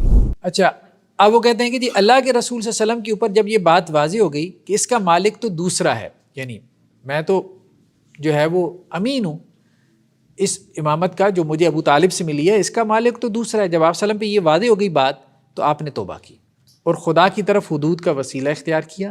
پھر آپ کو منتظر اور قائم منتظر کی معرفت حاصل ہوئی، یعنی جس کا انتظار کیا جا رہا ہے، ٹھیک ہے، اس کی معرفت بھی آپ کو حاصل ہوئی. یعنی توبہ کی وجہ سے اللہ تعالیٰ نے پھر صرف حضرت علی کی معرفت نہیں دی اصل امام کی، امام مستقر کی، بلکہ اللہ تعالیٰ نے پھر قائم الزمان کی بھی معرفت دے دی، محمد بن اسماعیل کی بھی. پھر آپ صلی اللہ علیہ وسلم نے قائم الزمان کے حق میں جو ہے وہ حدیثیں جاری کی، ٹھیک ہے. اور آپ زمین کی طرف گرائے گئے. اچھا آپ کو پھر اللہ تعالیٰ نے مطلب سزا بھی دی، ٹھیک ہے. اور زمین کی طرف اللہ نے کیسے گرایا؟ یعنی خدیجہ کی طرف جو صاحب عصر کی حجت تھیں، یعنی آپ ان کے سپرد کیے گئے کہ وہ آپ کو تعلیم دیں. یہی آپ کا حبوط یعنی گرنا ہے، ٹھیک ہے. تو مطلب اللہ کی طرف سے پھر اس کی آپ کو ایک سزا یہ ملی کہ خدیجہ رضی اللہ عنہا وہ آپ کی معلمہ بنی کہ وہ آپ کی تربیت کرے، اور انہوں نے پھر آپ کی تعلیم اور تربیت کی اور آپ کو بتایا کہ اصل میں معاملات کس طرح سے چلنے ہیں. یہ جس قسم کی آپ صلی اللہ علیہ وسلم خواہشات کر رہے ہیں نا، تو آپ اپنی ذرا تربیت کریں. معاذ اللہ ثم معاذ اللہ، اس پہ اور کیا کہہ سکتے ہیں آپ، کہاں سے کہاں بنا دیا. سیدنا خطاب بن حسن ان کے جو وہ فرماتے ہیں کہ جی متوفہ 533 کہ رسول اللہ صلی اللہ علیہ وسلم کا پہلا گناہ یہ ہے کہ آپ نے اپنے وصی کے امر کو اس کے وقت کے قبل ظاہر کر دیا، اور پچھلا گناہ یہ ہے کہ آپ کو جب حکم دیا گیا کہ آپ اپنے وصی پہ نص کریں تو آپ نے توقف کیا، ٹھیک ہے. اب مسئلہ یہ ہے کہ سارا اعتراض جب یہ ہوتا ہے نا کہ آپ صلی اللہ علیہ وسلم نے وصی کو ظاہر کیوں نہیں کیا. وہ ایک آدھی آپ کے پاس وہ حدیث ہے من کنت مولا فہذا علی مولا، ٹھیک ہے، وہ ایک آدھی حدیث ہے، اس سے آگے پیچھے بس اشارے لے کے کچھ بیٹھے ہیں، ٹھیک ہے. اور اس حدیث کی بھی جو ہے وہ مولا کی بھی 27 معنی کوئی نکل آتے ہیں. تو آپ صلی اللہ علیہ وسلم نے تو وہ کہتے ہیں کہ یہ اصل میں آپ صلی اللہ علیہ وسلم کا گناہ تھا، یہی ہے لیغفر لک اللہ ما تقدم من ذنبک وما تأخر، جو آپ صلی اللہ علیہ وسلم کو تو بار بار بتانا چاہیے تھا اقیم الصلاۃ کی طرح نماز قائم کرو کہ بھائی علی خلیفہ ہے، علی تمہارے اوپر امام ہے، علی حجت ہے، اس کی نسل سے آگے امامت چلنی ہے، یہ آپ صلی اللہ علیہ وسلم نے ساری باتیں چھپائی ہیں. یہی تو آپ صلی اللہ علیہ وسلم کے گناہ تھے. وہ جو اہل سنت اعتراض کرتے ہیں نا کہ جی آپ صلی اللہ علیہ وسلم نے واضح کیوں نہیں کیا، واضح نصوص کیوں نہیں ہیں، مطلب اتنا کیا ہے کہ جی غدیر خم کے موقع پہ ایک آدھا جملہ کہہ دیا پورے 23 سالوں میں، اور وہ جملہ بھی ایسا اختلافی ہے، ٹھیک ہے، وہ بھی کوئی صریح اور قطعی نص نہیں ہے، اس کے معنی میں جو ہے وہ 27 قسم کے اختلافات ہیں. تو وہ کہتے ہیں کہ اصل میں یہی تو آپ صلی اللہ علیہ وسلم کا گناہ ہے جس کا قرآن میں ذکر ہوا ہے. یہ آپ نے اپنے وسیع عمل کو اس کے وقت سے قبل ظاہر کر دیا. ہاں اصل میں ایک ہے نا پچھلا گناہ اور ایک ہے اگلا گناہ، ٹھیک ہے. لیغفر لک اللہ ما تقدم من ذنبک وما تاخر، پچھلا اور اگلا، اگلے پچھلے دونوں گناہوں کا تعین کرنا چاہتے ہیں نا وہ. تو وہ کہتے ہیں جی پچھلا گناہ تو آپ صلی اللہ علیہ وسلم کا یہ ہے کہ وسیع کے امر کو اس کے وقت کے قبل ظاہر کر دیا، یعنی وقت سے پہلے جو ہے وہ آپ نے اس کی طرف اشارہ کر دیا، ٹھیک ہے. اور پچھلا گناہ یہ ہے کہ آپ کو جب حکم دیا گیا کہ بھائی اب وقت ہے اور اب اپنے وسیع پہ نص کریں، تو اس وقت آپ نے نص نہیں کی، آپ نے توقف کیا، آپ بولے نہیں. تو یہ آپ کے گناہ تھے جو اللہ نے چلے معاف کر دیے، اللہ نے معاف کر دیا. یہ ان کی بڑی مہربانی ہے، چلیں اتنا مان گئے کہ آپ صلی اللہ علیہ وسلم کے یہ گناہ ہیں. کہ وقت سے پہلے ظاہر جو کر دیا ہے، یہ کون سا موقع ہے، کیا ہے؟ دیکھیں نا، وہ ان میں سے کچھ لوگ یہ کہتے ہیں کہ غدیر خم پہ جو آپ صلی اللہ علیہ وسلم نے اعلان کیا نا، یہ وقت سے پہلے کیا ہے، یہ وقت نہیں تھا غدیر خم پہ اعلان کرنے کا، ٹھیک ہے. ہاں کس وقت جو ہے وہ وقت تھا تو وہ اس کا تعین پھر مختلف لوگوں کے یہاں مختلف ہے. ایک یہ ہے کہ حجت الوداع کے موقع پہ ہو جاتا ہے یا کسی اور موقع پہ ہو جاتا ہے، ٹھیک ہے. تو وہ اس وقت پہ جو ہے، یا آپ صلی اللہ علیہ وسلم کی وفات کے وقت ہو جاتا، تو اس وقت جب وہ آیا نا کہ مطلب روایتوں میں آتا ہے کاغذ پینسل لے کے آؤ، ٹھیک ہے، حدیث کرتاس کا جو موقع ہے، ٹھیک. تو کاغذ پینسل لے کے آؤ. تو اب وہ کاغذ پینسل جب نہیں لائی گئی تو معاملہ یہ ہوا کہ رفع دفع ہو گیا، آپ صلی اللہ علیہ وسلم نے کہا بھائی چلے جاؤ. تو وہ کہتے ہیں وہ جو توقف کیا ہے نا، توقف کیا، تو ایک تو غدیر خم کے موقع پہ مطلب وقت سے پہلے بات کر دی، اور ایک یہ ہے کہ جب وہ وقت تھا بات کرنے کا، وہ حدیث کرتاس کا، جب آپ صلی اللہ علیہ وسلم دنیا سے جا رہے تھے. کیونکہ ان کے یہاں یہ بھی ہے نا کہ امام جب دنیا سے جا رہا ہوتا ہے تو تب وہ نص کرتا ہے، ٹھیک ہے. تو نبی کو بھی دنیا سے جاتے ہوئے نص کر کے جانا چاہیے تھا، امت کو ایسے چھوڑ کے نہیں جانا چاہیے تھا، ٹھیک ہے. تو آخر وہ حدیث تو ذہن میں ہے نا وہ ساری، ہاں مطلب وہ تو روایت ہمارے ہاں بھی ہے نا کہ آپ صلی اللہ علیہ وسلم نے کہا تھا کہ کاغذ قلم لے آؤ میں تمہیں لکھواتا ہوں. پھر جب شور ہوا تو آپ صلی اللہ علیہ وسلم نے کہا کہ سارے اٹھ کے چلے جاؤ، پھر آپ صلی اللہ علیہ وسلم نے کچھ بھی نہیں لکھوایا. تو وہ اس کو کہہ رہے ہیں کہ وہ توقف کیا آپ صلی اللہ علیہ وسلم نے، لیکن اللہ نے اس کو معاف کر دیا، ٹھیک ہے. تو یہ آپ کا پچھلا گناہ تھا، کیونکہ سورت تو پہلے نازل ہو چکی تھی نا، یہ گناہ تو آپ نے بعد میں کرنا تھا نا. تو لیکن اللہ کے تو علم میں تھا یہ گناہ، تو وہ اس طرح سے بنا رہے ہیں. اچھا اب اس پہ یہ تبصرہ کرتے ہوئے کہتے ہیں جی دیکھیں بات یہ ہے کہ ہمارے ہاں یہ جو وصایت اور امامت کا رستہ اس قدر مشکل اور پیچیدہ ہے کہ معاذ اللہ حضرت بھی ایسے لگتا ہے کہ گمراہ ہو گئے. مطلب اس کا نتیجہ تو یہی ہے جیسے آپ کے خیالات اور نظریات ہیں ہمارے بڑوں کے، کہ اللہ کے رسول صلی اللہ علیہ وسلم بھی معاذ اللہ گمراہ ہو گئے امامت کے حوالے سے. یعنی آپ ایک تو وقت سے پہلے جو ہے وہ امامت پہ نص کر رہے ہیں، اور جب جس وقت نص کرنے کی ضرورت تھی اس وقت آپ خاموش ہو ہی جا رہے ہیں. یا پھر یہ ہے کہ امام حضرت علی نے بننا تھا تو آپ اس کی خواہش لیے بیٹھے ہیں. تو اس کا مطلب یہ ہے کہ رسول اللہ صلی اللہ علیہ وسلم پہ بھی امامت واضح نہیں تھی. تو یار ایسی امامت جو کہ نبی اور رسول پہ بھی واضح نہیں ہے، آپ امتی سے مطالبہ کر رہے ہیں کہ وہ اس پہ ایمان لے کے آئے. یعنی آپ کی نصوص کا خلاصہ یہ ہے کہ خود نبی اور رسول پہ بھی جو ہے وہ امامت کا معاملہ واضح نہیں ہے، مشتبہ ہو گیا. تو ایک عام آدمی کو کیسے سمجھ میں آئے گی امامت؟ ٹھیک ہے. تو آپ صلی اللہ علیہ وسلم کی سمجھ میں نہیں آیا کہ آپ کس طرف جائیں. یعنی وقت سے پہلے نص کر بیٹھے، وقت پہ جو ہے وہ نص ہی نہیں کی، امامت کی خواہش کر بیٹھے. حالانکہ آپ دعوت کے قواعد و ضوابط سے پوری طرح سے آگاہ تھے، ساری زندگی آپ نے رسالت کا فریضہ سر انجام دیا، امامت کے بارے میں آپ کا نالج بالکل آپ کے ائمہ کہتے ہیں کہ جی صفر ہے. ٹھیک ہے. آپ سے گناہ صادر ہونے کی تائید میں سیدنا جعفر بن منصور یمن کا بیان گزر چکا کہ تمام انبیاء مرسلین جن میں حضرت بھی شامل ہے ان سے گناہ ہوئے. ٹھیک ہے. تمام انبیاء اور مرسلین سے یہ کہتے ہیں گناہ ہوئے، بخلاف وسیع اور ائمہ کے جن سے کوئی گناہ، یعنی امام سے اور وسیع سے گناہ نہیں ہوتا، نبیوں سے ہوتے. ہماری تعویل کو چھپانے کی ایک وجہ یہ بھی ہے کہ اگر اہل ظاہر یہ باتیں معلوم کر لیں تو ہم کو مسلمان نہ کہیں گے. وہ کہتے ہیں کہ یہ باتیں ہم پبلک میں نہیں کرتے، ٹھیک ہے، یہ باتیں کتابوں میں ضرور لکھی ہوئی ہیں، کلوز سرکل میں ہوتی ہیں، ٹھیک ہے، جب خفیہ دعوت پھیلائی جاتی ہے تو اس وقت ہوتی ہیں یہ، لیکن یہ ہے کہ اہل و ظاہر میں جا کے کریں گے تو وہ تو جوتے ماریں گے آپ کو۔ ہمارا یہ دعویٰ ہے کہ ہمارے دائیوں نے اماموں سے، اماموں نے وسیع سے، وسیع نے حضرت صلی اللہ علیہ وسلم سے، اور حضرت صلی اللہ علیہ وسلم نے خدا سے علم حاصل کیا، ٹھیک ہے۔ دائی جو تھے، جو دعوت کا کام کر رہے تھے، انہوں نے کس سے علم حاصل کیا؟ امام سے، ٹھیک ہے۔ امام نے کس سے حاصل کیا؟ وسیع سے، ٹھیک ہے۔ وسیع نے کس سے حاصل کیا؟ حضرت صلی اللہ علیہ وسلم سے، اور حضرت صلی اللہ علیہ وسلم نے خدا سے علم حاصل کیا، ٹھیک ہے۔ ایک پوری چین بنا لی نا، مطلب حضرت علی نے حضرت محمد صلی اللہ علیہ وسلم، ٹھیک ہے، ہاں یہاں تک ان کا جو ہے نا مقدمہ مختلف ہو گیا۔ ہاں، اب وہ یہی کہہ رہے ہیں نا، ہماری تعلیمات میں کچھ اختلاف نہیں، ٹھیک ہے۔ مقدمہ یہ قائم کرتے ہیں کہ جی سورس اللہ تعالیٰ ہے، سورس اللہ تعالیٰ ہے۔ جب سورس اللہ تعالیٰ ہے تو دوسری طرف آپ کہہ رہے ہیں کہ اہل و ظاہر کا کوئی امام کچھ کہتا ہے، کوئی امام کچھ کہتا ہے، تو آپ کا جب سورس اللہ تعالیٰ ہے تو سب ایک ہی بات کریں، تو خود اسماعیلیوں میں کیوں اختلاف ہوا؟ قرآن کے بارے میں آپ نے اختلاف کر لیا، آپ نے امامت کے بارے میں اختلاف کر لیا، آپ نے جو ہے وہ اس کے بارے میں اختلاف کر لیا، شریعت منسوخ ہے کہ نہیں اس کے بارے میں اختلاف کر لیا۔ تو اگر تو آپ کے دائیوں نے امام سے لیا تھا، امام نے وسیع سے، وسیع نے رسول سے، رسول نے خدا سے لیا تھا، تو وہ دائی جو کچھ بتا رہے ہیں وہ تو ایک جیسا نہیں ہے، خود امام جو کچھ بتا رہے ہیں وہ ایک چیز نہیں ہے، یعنی بیسز میں اختلاف ہو گیا نا۔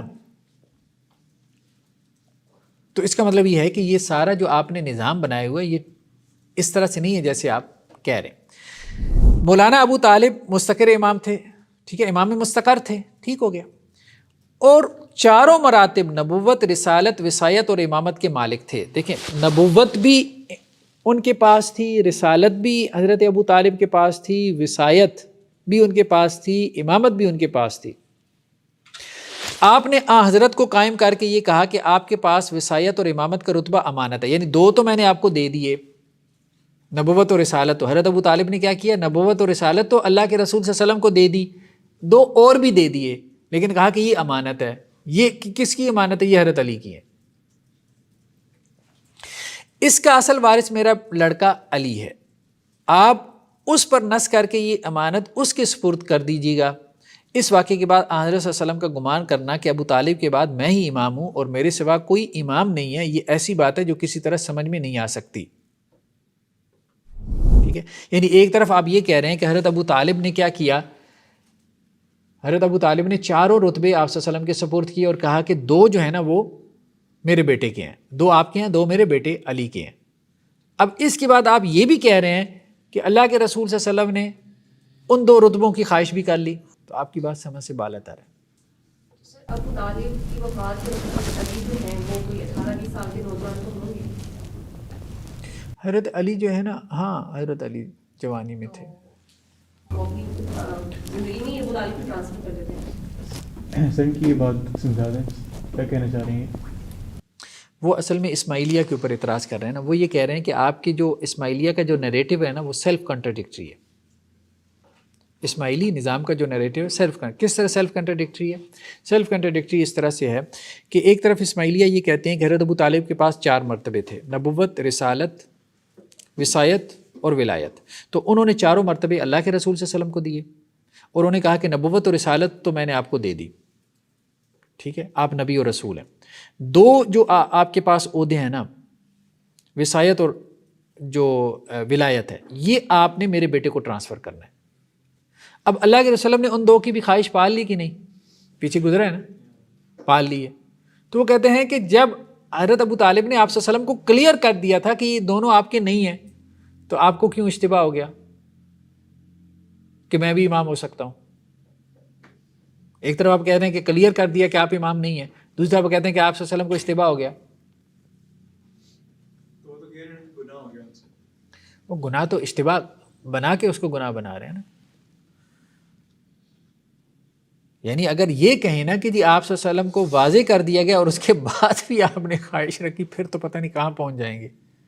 وہ ان کو بھی بات سمجھ میں آ رہی ہے۔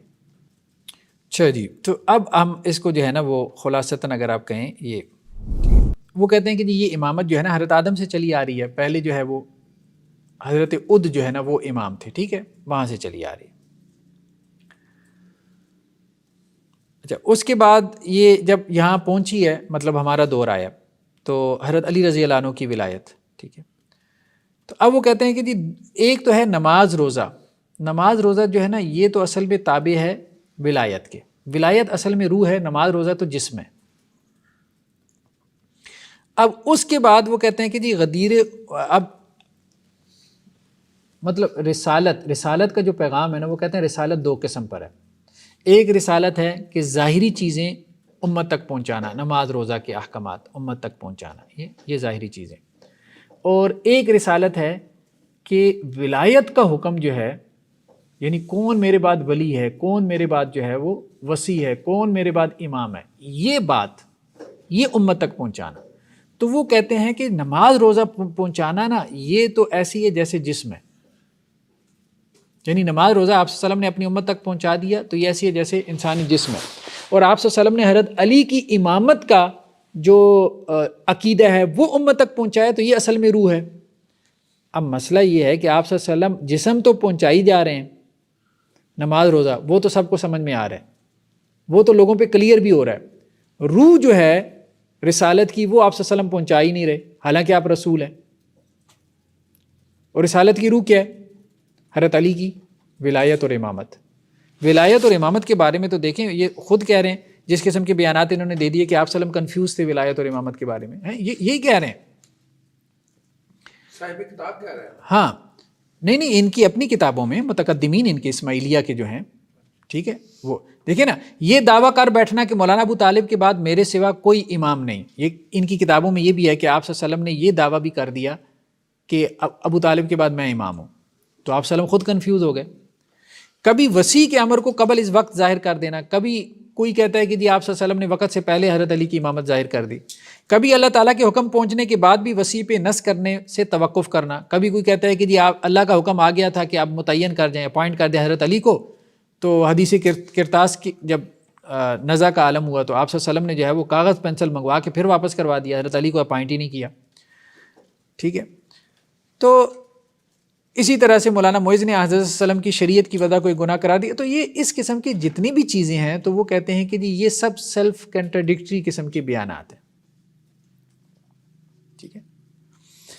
اب یہاں پہ دیکھیں سیدنا جعفر بن منصور یمن کہتے ہیں کہ تمام انبیاء کی حد تنزیل ہے، ان کی شریعتوں میں اختلاف اور شبہ پایا جاتا ہے، ان سے گناہ صادر ہوئے، انہوں نے ایسے مراتب طلب کیے جن کے وہ مستحق نہ تھے، وہ سب غیر معصوم تھے۔ بالکل کلیئر کٹ بیان ہے کہ نبی جو ہے اس سے گناہ بھی ہوتا ہے، نبی جو ہے وہ غیر معصوم ہوتا ہے، نبی جو ہے وہ ایسے مقام اور مرتبے کی خواہش رکھتا ہے جس کا وہ مستحق نہ ہو، اور نبی آپس میں اختلاف بھی کرتے ہیں، جیسے آپ کہتے ہیں مولوی سارے اختلاف کرتے ہیں، مطلب یہ ڈی گریڈ کرنے کا ایک انداز ہے انبیاء کو، اور امام کو ایک بڑھانے کا انداز ہے کہ آپ امام کو نبی سے بڑھا رہے ہو۔ تو ایک طرف تو نبیوں کو یوں ڈیفائن کیا نا کہ نبیوں کی تو شریعتوں میں اختلاف ہے جی، ایک نبی کوئی بات کر رہا ہے، دوسرا نبی کوئی بات کر رہا ہے، اور نبی تو ایسے عہدوں کی خواہش رکھتے تھے جو اللہ ان کو دینا نہیں چاہتا تھا، اور نبی تو مطلب ان سے گناہ بھی ہوئی ہے، خود قرآن نے ذکر کر دیا۔ اچھا وہ پھر بیان کرتے ہیں نا قرآن کی آیتیں، آدم علیہ السلام جو ہے ان کے بارے میں وہ جو درخت کا پھل کھا لیا، حضرت یونس علیہ السلام جو کہ مچھلی کے پیٹ میں چلے گئے، ٹھیک ہے، اللہ کے رسول کے بارے میں عبس وتولی ان جاءہ الاعمی، ٹھیک ہے، تو اس قسم کی باتیں بیان کرتے ہیں، تو وہ آیات وہ لے لے، وہ کہتے ہیں دیکھو قرآن خود کہتے ہیں نبیوں سے گناہ ہوتے ہیں۔ سیدنا جعفر بن منصور الیمنی یہ کس دور میں تھے؟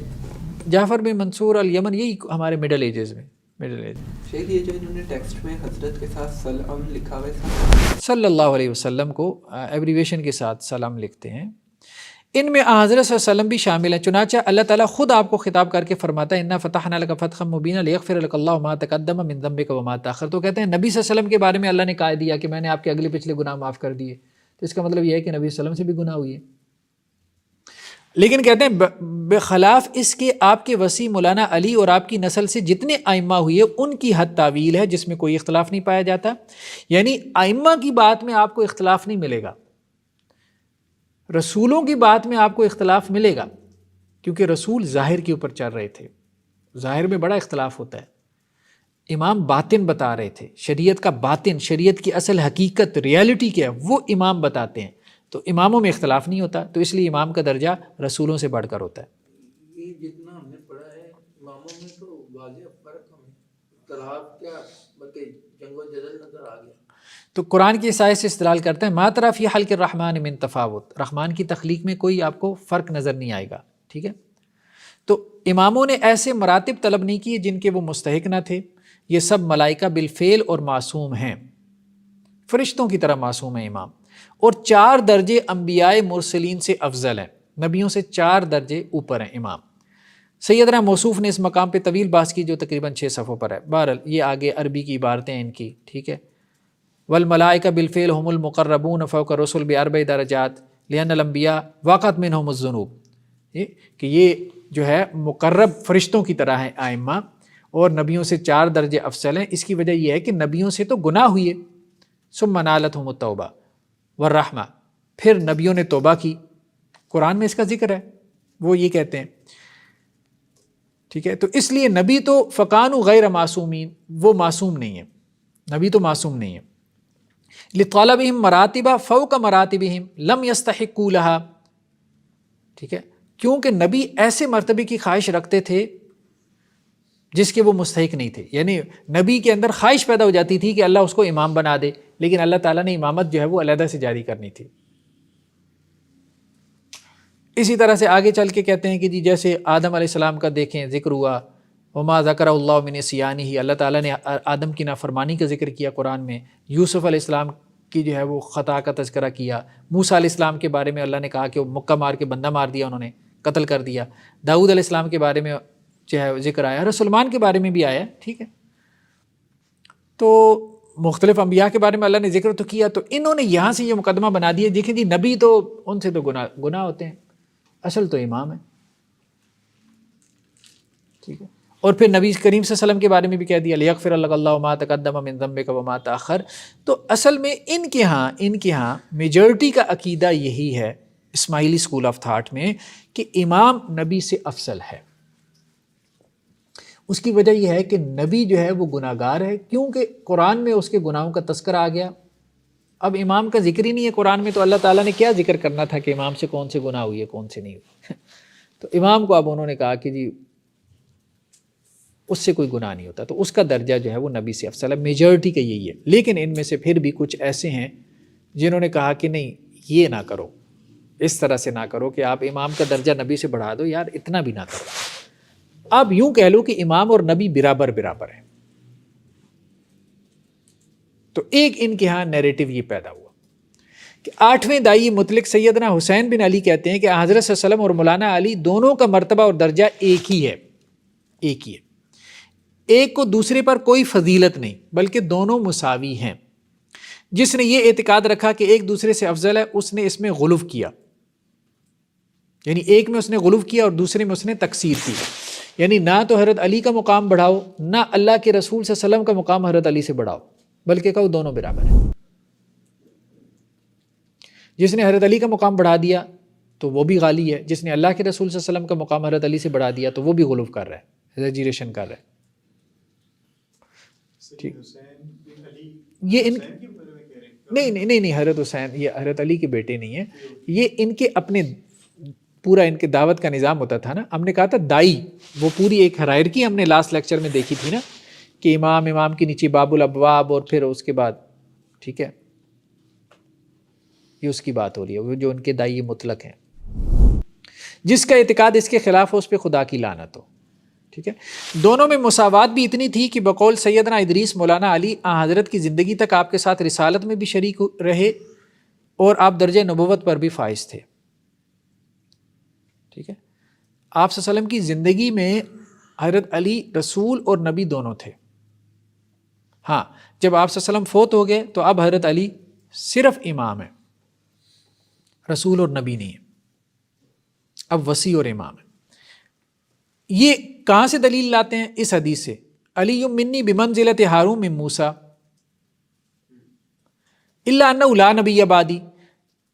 اب بات سمجھ رہے ہیں؟ مطلب یہ آپ پوچھ رہے تھے نا کہ تعویل کیسے کرتے ہیں، تعویل کیسے کہتے ہیں؟ علی منی بمنزلت ہارون من موسیٰ، اللہ کے رسول نے فرمایا تھا کہ علی کا میرے ساتھ ویسا ہی رشتہ ہے جیسے ہارون کا موسیٰ سے. تو ہارون تو نبی تھے، تو یہاں سے بنا لیا کہ جی اصل میں علی بھی نبی تھے. ہارون نبوت میں شریک تھے نا، موسیٰ کی نبوت میں شریک تھے نا. اللہ تعالیٰ نے مطلب قرآن میں یہی کہا ہے نا کہ حضرت موسیٰ علیہ السلام نے کہا تھا کہ یا اللہ میرے لیے کوئی میرے گھرانے میں سے میرا مددگار پیدا کر. وجعل لی وزیرا من اہلی ہارون اخی اشدد بہ ازری. تو اللہ تعالیٰ نے کہا کہ چلیں ہارون کو میں نے آپ کو دیا، موسیٰ علیہ السلام کو کہا. ٹھیک ہے، تو ہارون تو موسیٰ علیہ السلام کی نبوت میں شریک تھے. تو اس لیے جب آپ صلی اللہ علیہ وسلم یہ کہہ رہے ہیں کہ جس طرح ہارون موسیٰ کے لیے تھے اسی طرح علی میرے لیے ہیں، تو اس کا مطلب یہ ہے کہ علی بھی آپ صلی اللہ علیہ وسلم کی نبوت میں شریک ہیں. ہاں آپ صلی اللہ علیہ وسلم نے کہا الا انہ لا نبی بعدی، میرے بعد کوئی نبی نہیں، تو علی کی نبوت میری زندگی تک ہی ہے، میرے بعد وہ نبی نہیں ہے. علی کی نبوت بھی میرے بعد ختم ہو جائے گی. تو وہ کہتے ہیں کہ جی دونوں کا درجہ اتنا مساوی ہے علی اور اللہ کے رسول صلی اللہ علیہ وسلم کا کہ دونوں نبوت میں شریک تھے. اب دیکھیں نا، اب اس کے بعد اب آپ مطلب یہ سوچیں کہ جن صحابہ کے ساتھ حضرت علی کا اختلاف ہوا یا جنگ و جدال ہوا تو وہ ان کو صحابہ کو کہاں پہ رکھیں گے؟ یہی کہیں گے بھائی وہ کس سے لڑ رہے ہیں، نبی کے خلاف. ہاں یہی بات ہے. تو اس چیز کو سمجھنے کی ضرورت ہے کہ وہ اتنا زیادہ جو ہے نا وہ. بہرحال ایک تیسرا موقف بھی ان کے یہاں ہے. تیسرا موقف ان کے یہاں کہ نہیں نبی افضل ہے. یہ بات ٹھیک نہیں ہے، نبی افضل ہے. یہ جو ہے وہ سیدنا قاضی نعمان وہ یہ کہتے ہیں کہ جی وہ جو ہم نے شروع میں پڑھا تھا کہ ان کے یہاں فلاسفی زیادہ ہے نا، کہ 7 نطقاء ہیں، آدم، نوح، ابراہیم، موسیٰ، عیسیٰ، محمد، اور ساتھ میں محمد بن اسماعیل. ٹھیک ہے، جو امام جعفر صادق کے پوتے ہیں. تو ان کے بعد فضیلت میں اساس ہے، نطقاء کے بعد پھر اساس ہے یعنی وسیع ہے. ٹھیک ہے، یعنی ناطق رسول کا مرتبہ سب سے اوپر ہے، اس کے نیچے وسیع کا مرتبہ ہے. اس سے معلوم ہوتا ہے کہ آن حضرت صلی اللہ علیہ وسلم مولانا علی سے بڑھ کر ہے. قاضی نعمان نے یہ بات کہی، اور سیدنا وہ کہتے ہیں مؤید بھی یہی کہتے ہیں کہ آن حضرت اور مولانا علی میں وہ فرق ہے جو آسمان اور زمین اور نر اور مادہ میں ہے. آن حضرت صلی اللہ علیہ وسلم کا درجہ آدم کا اور مولانا علی کا اما ہوا کا ہے. ٹھیک ہے، مطلب کچھ نے اس طرح سے بھی تعبیر کر لی. تو گویا کہ 3 موقف ہیں ان کے یہاں. میجورٹی کا موقف تو یہ ہے کہ امام افضل ہے 4 درجے نبی سے. بعض کا موقف یہ ہے کہ نبی اور امام درجے میں برابر ہیں. ٹھیک ہے، اور امام نبوت میں بھی شریک ہے. اور بعد کا موقف یہ ہے کہ نبی افضل ہے اور امام اس سے درجے میں 1 درجہ کم ہے. چلیں بہرحال اس میں اور بھی بہت ساری جو ہے وہ تفصیلات ہیں، ہم ابھی اس میں نہیں جاتے. ٹھیک ہے، تو یہ انہوں نے یہاں پہ اسی کو سمرائز کیا ہوا ہے جو بات میں نے ابھی آپ کو بتائی ہے. اچھا جی، اب یہاں پہ یہ ایک واقعہ لے کے آئے ہیں. اب بات یہ ہے کہ اب یہ جو روایتیں ہیں یہ پیج نمبر 76 پہ ہے. ان کے باب الابواب سیدنا حمید الدین وہ اپنی کتاب راحت العقل میں کہتے ہیں کہ یا ایھا المدثر قم فانذر. آپ وسلم کو حکم ہوا نا کہ آپ لوگوں کو ڈرا دیں. ٹھیک ہے، تو آپ وسلم نے حضرت خدیجہ سے کہا لا الہ الا اللہ محمد رسول اللہ پڑھو، تو حضرت خدیجہ نے پڑھ لیا. ٹھیک، یہ پیر کے دن کا واقعہ ہے. منگل والے دن آن حضرت صلی اللہ علیہ وسلم نے مولانا علی کو اسلام کی دعوت دی اور فرمایا کہ تم بھی لا الہ الا اللہ کہو. تو مولانا علی نے ایسا ہی کہا. پھر آپ صلی اللہ علیہ وسلم نے کہا کہ محمد رسول اللہ کہو. تو مولانا علی نے کہا کہ نہیں، مجھے مہلت دیجیے، مجھے مہلت دیجیے. مطلب لا الہ الا اللہ تو فوراً کہہ دیا حضرت علی نے، لیکن جب آپ صلی اللہ علیہ وسلم نے کہا کہ محمد رسول اللہ کہو تو حضرت علی نے کہا کہ نہیں، مجھے مہلت دیں، میں اپنے والد سے مشورہ کر لوں کہ مجھے محمد رسول اللہ پڑھنا ہے کہ نہیں. ٹھیک ہے، کیوں یہ سارا کیوں چل رہا ہے؟ کیونکہ اصل میں تو امامت ابو طالب کے پاس ہے. ابو طالب سے امامت آنی تھی حضرت علی کے پاس، تو حضرت علی نے والد سے مشورہ کرنا تھا کہ یہ درمیان میں کہاں سے آ گئے، ان کو ماننا ہے کہ نہیں، ان کو ماننا ہے کہ نہیں. اصل میں تو امامت میرے پاس آنی ہے. حضرت نے فرمایا اچھا میں مہلت دیتا ہوں، لیکن یہ تمہارے پاس امانت ہے. تو مولانا علی نے فرمایا کہ اگر مطلب یہ امامت اصل میں جو ہے وہ اصل میں تو تمہاری ہے نا، اصل میں تو تمہاری ہے امامت، آپ صلی اللہ علیہ وسلم نے اشارہ دے دیا، تو میرے پاس تو امانت ہے. تو مولانا علی نے فرمایا اگر امانت ہے تو میں محمد رسول اللہ بھی کہتا ہوں. تو انہوں نے کہہ رہے ہیں تمہارے پاس امانت ہے، مطلب یہ محمد رسول اللہ یہ تمہارے پاس امانت ہے، اس کا معنی وہی بن جاتا ہے جو ہم کر رہے ہیں. آسان یہ الفاظ حضرت صاحب نے فرمایا کہ تمہارے پاس مہلت ہے، یہ فکرہ تھا. ہاں وہ یہی ہے نا، میں مہلت دیتا ہوں لیکن تمہارے پاس امانت ہے. لیکن ابو طالب کو امام مستقر اور رسول اللہ صلی اللہ علیہ وسلم کو امام وہ مستودع ولی، اس بات پہ کنسنسس ہے یا اختلاف ہے؟ میجورٹی یہی کہتی ہے، میجورٹی یہی کہتی ہے کہ آپ صلی اللہ علیہ وسلم جو ہے وہ اسماعیلیہ میں، اسماعیل ابھی تو ہم اسماعیلی اسکول آف تھاٹ پڑھ رہے ہیں نا. تو اسماعیلیوں کا اس پہ کنسنسس ہے کہ حضرت علی رضی اللہ تعالیٰ عنہ کا ہی مین اس کے اوپر امامت کے اوپر تھا، جو اصل وہی آگے وارث ہے. ہاں وہ تو ظاہری بات ہے، وہ تو سارے شیعہ کا کنسنسس ہے کہ حضرت علی کے پاس ہی امامت ہے. وہ اس میں جو رسول اللہ صلی اللہ علیہ وسلم کو جو امام مستودع جو ڈکلیئر کرتے ہاں امام مستودع میجورٹی کہتی ہے، میجورٹی کہتی ہے. چلیے لاسٹ پہ جو حضرت محمد صلی اللہ علیہ وسلم کا تھا کہ تمہارے پاس امانت ہے، اگر تو وہ تھا تو یہ جملہ ہونا چاہیے تھا نا کہ میرے پاس امانت ہے. نہیں، امامت جو ہے وہ آپ صلی اللہ علیہ وسلم کے پاس امانت ہے. امامت آپ صلی اللہ علیہ وسلم کے پاس امانت تھی. ایک ہے محمد رسول اللہ، محمد رسول اللہ یہ جو جملہ ہے نا، یہ آپ صلی اللہ علیہ وسلم نے حضرت علی کو کہا کہ یہ تمہارے پاس امانت ہے. اچھا دوسری ایک اور روایت ہے، وہ کہتے ہیں کہ جی ایک راوی نے حضرت علی سے یہ روایت نقل کی جو ان کی کتابوں میں ہے. ٹھیک ہے، اب سچی جھوٹی روایت وہ تو غلط ہے. حضرت علی نے یہ کہا کہ نہیں کہا، ہم نے کہا تھا کہ اکثر و بیشتر جھوٹ ہے، سیدھی سی بات ہے. ہمارا تو دل نہیں مانتا کہ حضرت علی رضی اللہ عنہ نے ایسی باتیں کہی ہوں، لیکن بہرحال ان کی کتابوں میں لکھا ہے کہ حضرت علی نے یہ کہا کہ جو میری ولایت کا اقرار نہ کرے وہ مومن نہیں ہے، یعنی جو مجھے امام نہ مانے وہ مومن نہیں ہو سکتا، اور نہ وہ حضرت صلی اللہ علیہ وسلم کی رسالت کا منکر ہے، یعنی وہ رسالت کا بھی منکر ہے جو مجھے امام نہ مانے. بے شک حضرت سلمان نے اللہ تعالیٰ سے ایک ایسا ملک مانگا، بادشاہت مانگی جو کسی کو آپ کے بعد سزاوار نہ ہوئی. یعنی حضرت سلمان علیہ السلام نے دعا کی تھی نا کہ یا اللہ مجھے ایسی سلطنت دے جو میرے بعد کسی کو نہ ملے. اللہ تعالیٰ نے آپ کی دعا قبول کر لی، ٹھیک ہو گیا. اللہ تعالیٰ نے حضرت سلمان علیہ السلام کی دعا قبول کر لی. آپ اس سلطنت کے اوپر مغرور ہو گئے، میری جیسی سلطنت اب کسی کی بھی نہیں ہے، آپ غرور میں آ گئے. حضرت سلمان علیہ السلام، آپ پر میری ولایت پیش کی گئی. اللہ نے پھر کہا کہ جی علی کو امام مانو. کس کو کہا؟ حضرت سلمان علیہ السلام کو. مطلب دیکھیے کوئی مبالغے کی بھی حد ہوتی ہے. یعنی نبیوں کے اوپر بھی جو ہے وہ امامت پیش کی گئی. نبیوں کو بھی کہا گیا کہ تم نے اماموں کو ماننا ہے، اور پھر آخری امام کو ماننا جو حضرت علی کی. لیکن آپ نے اس کے ماننے سے توقف کیا. حضرت سلمان علیہ السلام کو سمجھ ہی نہیں آئی میں کس کو مانوں، کیا مانوں، کب آئے گا وہ. ٹھیک ہے، تو حضرت سلمان علیہ السلام نے توقف کیا. اس لیے اللہ نے آپ سے وہ سلطنت چھین لی اور آپ کی کرسی پہ دھڑ لا ڈالا، یعنی آپ کو جو اللہ نے آزمائش میں مبتلا کیا.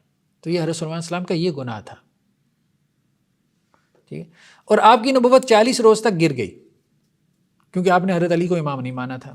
تو 40 دن تک آپ نبی بھی نہیں رہے، یہاں تک کہ آپ مجھ پر ایمان لائے اور میری ولایت کا اقرار کیا. پھر اللہ نے جو آپ سے چھین لیا تھا وہ آپ کو واپس کر دیا اور آپ کی آزمائش دور کر دی. اس طرح اللہ تعالیٰ نے حضرت داؤد کو بھی حکم دیا کہ لوگوں کے درمیان فیصلہ کریں. تو حضرت داؤد نے فیصلے کیے، بڑی واہ واہ ہو گئی. ٹھیک ہے، جس کی وجہ سے آپ مغرور ہو گئے. پھر اللہ تعالیٰ نے آپ پہ میری ولایت پیش کی، آپ نے بھی توقف کیا، تو اللہ تعالیٰ نے آپ کو بھی آزمائش میں گرفتار کیا. ٹھیک ہے، وہ آتا ہے نا قرآن میں. اس طرح حضرت یونس اسلام پہ میری ولایت پیش کی، آپ نے بھی توقف کیا، لہذا اللہ تعالیٰ نے مچھلی کے ذریعے آپ پہ بھی آزمائش نازل کی، مچھلی آپ کو نگل گئی. یعنی حضرت یونس اسلام مچھلی کے پیٹ میں اس لیے رہے تھے کہ حضرت علی کو امام نہیں مان رہے تھے. اب بھائی دوسری طرف یہ بھی دیکھو کہ نبیوں کو بھی سمجھ نہیں آ رہی امامت ایک ایسا گنجلک اور پیچیدہ عقیدہ ہے، تمہاری بات مان لیں تو نبیوں کو بھی سمجھ نہیں آ رہی وہ امامت، اس لیے تو وہ توقف کر رہے ہیں. اور تم لوگوں سے امید لگائے بیٹھے ہو کہ جو لوگ جو ہے اس امامت کے کانسیپٹ کو مانیں. لوگ کیسے مانیں اس امامت کے کانسیپٹ کو؟ یہ والا کانسیپٹ تمہاری بقول نبیوں کو بھی سمجھ نہیں آ رہی، وہ بھی انکار کرتے رہے اور ان پہ بھی جو ہے وہ اللہ کی طرف سے پکڑ آتی رہی. اب وہ اصل میں تو ڈرا رہے ہیں نا کہ بھائی نبیوں کو بھی اللہ نے نہیں چھوڑا تو اللہ تمہیں کہاں چھوڑے گا. نہیں، اسماعیلی. ٹھیک ہے، تو وہ کہتے ہیں جی اللہ تعالیٰ نے قرآن میں کہا نا کہ اگر وہ تسبیح نہ کرتے تو قیامت کے دن تک مچھلی کے پیٹ میں رہتے. تو یہ تسبیح انہوں نے کیا کی تھی حضرت علی کو؟ ہاں مطلب حضرت علی کو امام ماننے کی تسبیح کی تھی انہوں نے کہ میں مانتا ہوں آپ. ٹھیک تو سارا مطلب خود سے ہی ڈال دیا ایسا کچھ. آپ کا کیا خیال ہے؟ کوئی اوپر سے آیا ہے یہ سارے کانسیپٹ؟ مطلب بیٹھ کے سوچتے ہوں گے وہ مینٹلی لیول عجیب نہیں ہوگا. مطلب جب اللہ تعالیٰ نے اب حضرت علی یہ کہہ رہے ہیں، حضرت علی کی زبانی یہ ساری حدیثیں، جب جو ہے وہ حضرت یونس نے میری ولایت کا اقرار کیا یعنی میری امامت کا، تو اللہ تعالیٰ نے آپ کو مصیبت سے نجات دی، یعنی مچھلی نے آپ کو باہر اگل دیا. تو کوئی نبی ایسا نہیں گزرا جس پر میری ولایت پیش نہ کی گئی ہو. جس نے اسے جلد قبول کر لیا وہ مرسلین میں شمار کر لیا گیا. ٹھیک ہے، اور جس نے اس کو قبول کرنے میں دیر کی اور میرا اقرار نہ کیا وہ غیر مرسل ٹھہرائے. یعنی یہ جو فرق ہے نا قرآن میں کہ کچھ مرسل ہیں اور کچھ نبی ہیں. ٹھیک ہے، تو رسول وہ ہے کہ جس نے حضرت علی کی امامت کو جلدی قبول کر لیا، اور جس کو ذرا امامت دیر میں سمجھ آئی وہ پھر رسول نیچے ہی رہ گیا، وہ پھر نبی رہ گیا، وہ رسول نہ بن سکا.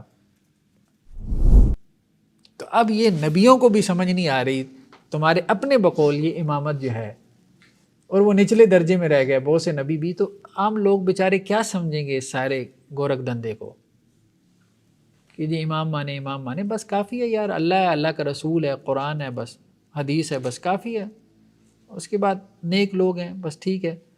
ہر ایک کے ہاں علماء ہیں، اسکالرز ہیں، آپ علماء کی بات مان بھی سکتے ہیں، ان سے اختلاف بھی رکھ سکتے ہیں. سمپل سا تھا ہمارے دین کا نظام، پتہ نہیں ہنالک الولایۃ للہ الحق، اس آیت سے بھی استدلال کر لیا.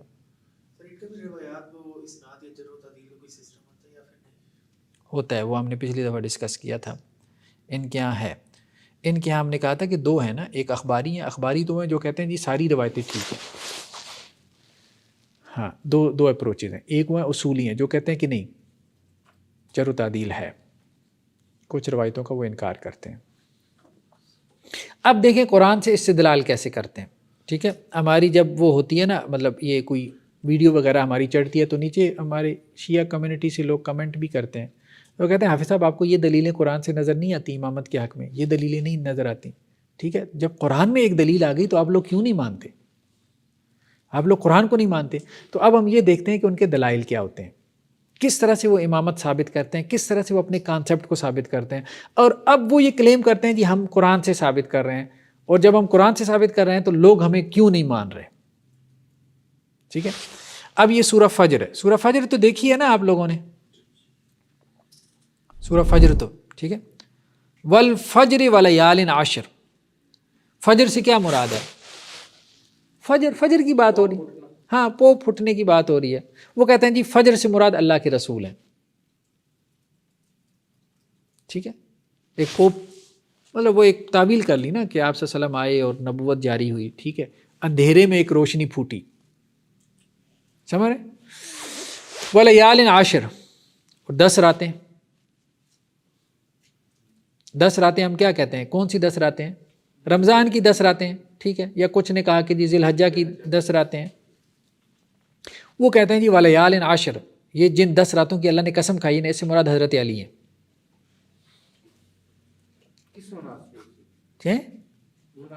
وہ مناسبت کوئی آپ کو سمجھ آنا ضروری تو نہیں ہے نا. ٹھیک، والشفع والوتر، اور جفت کی قسم، جفت. ٹھیک ہے، مناسبت نکال سکتے ہیں آپ، تھوڑی سی عقل لگا کے نکال سکتے ہیں. ٹھیک ہے، والشفع، اور جفت کی قسم، والشفع والوتر، اور طاق کی قسم. تو وہ کہتے ہیں جفت سے مراد تو حضرت حسن ہے، مطلب حضرت علی اکیلے تھے پھر 2 امام ہو گئے. والوتر، اور حضرت حسین، آپ کہہ سکتے ہیں حسین جیسے کوئی تھے ہی نہیں، منفرد تھے، یکتا تھے، چلیں اس لیے ان کو وتر کہہ دیا. واللیل، اور رات کی قسم، کہتے ہیں رات سے مراد فاطمہ ہے. ٹھیک ہے، مطلب اب آپ قرآن کی آیت سے کچھ بھی مراد لے لیں. ٹھیک ہے، آگے کیا آتا ہے؟ میں ایک منٹ آگے اس کو نا ہم نکال لیتے ہیں اپنا سورہ فجر کو ہم نکال لیتے ہیں، ذرا دیکھ لیتے ہیں اس سے. الم تر کیف فعل ربک بعاد، ٹھیک ہے. کیا آپ نے غور کیا کہ آپ کے رب نے قوم عاد کے ساتھ کیا کیا؟ قوم عاد سب کو پتہ ہے قوم عاد کون تھی. ٹھیک ہے. تو اب آپ ان کو دیکھیں کہ یہ کیا ترجمہ کر رہے ہیں قوم عاد کا. ٹھیک ہے. کہتے ہیں جی اللہ نے عاد کے ساتھ کیا کیا، تو عاد سے مراد کون ہے؟ ظالم اول. ٹھیک ہے. ظالم اول نام نہیں لکھتے، خلیفہ اول مراد لیتے ہیں، حضرت ابوبکر رضی اللہ عنہ کو.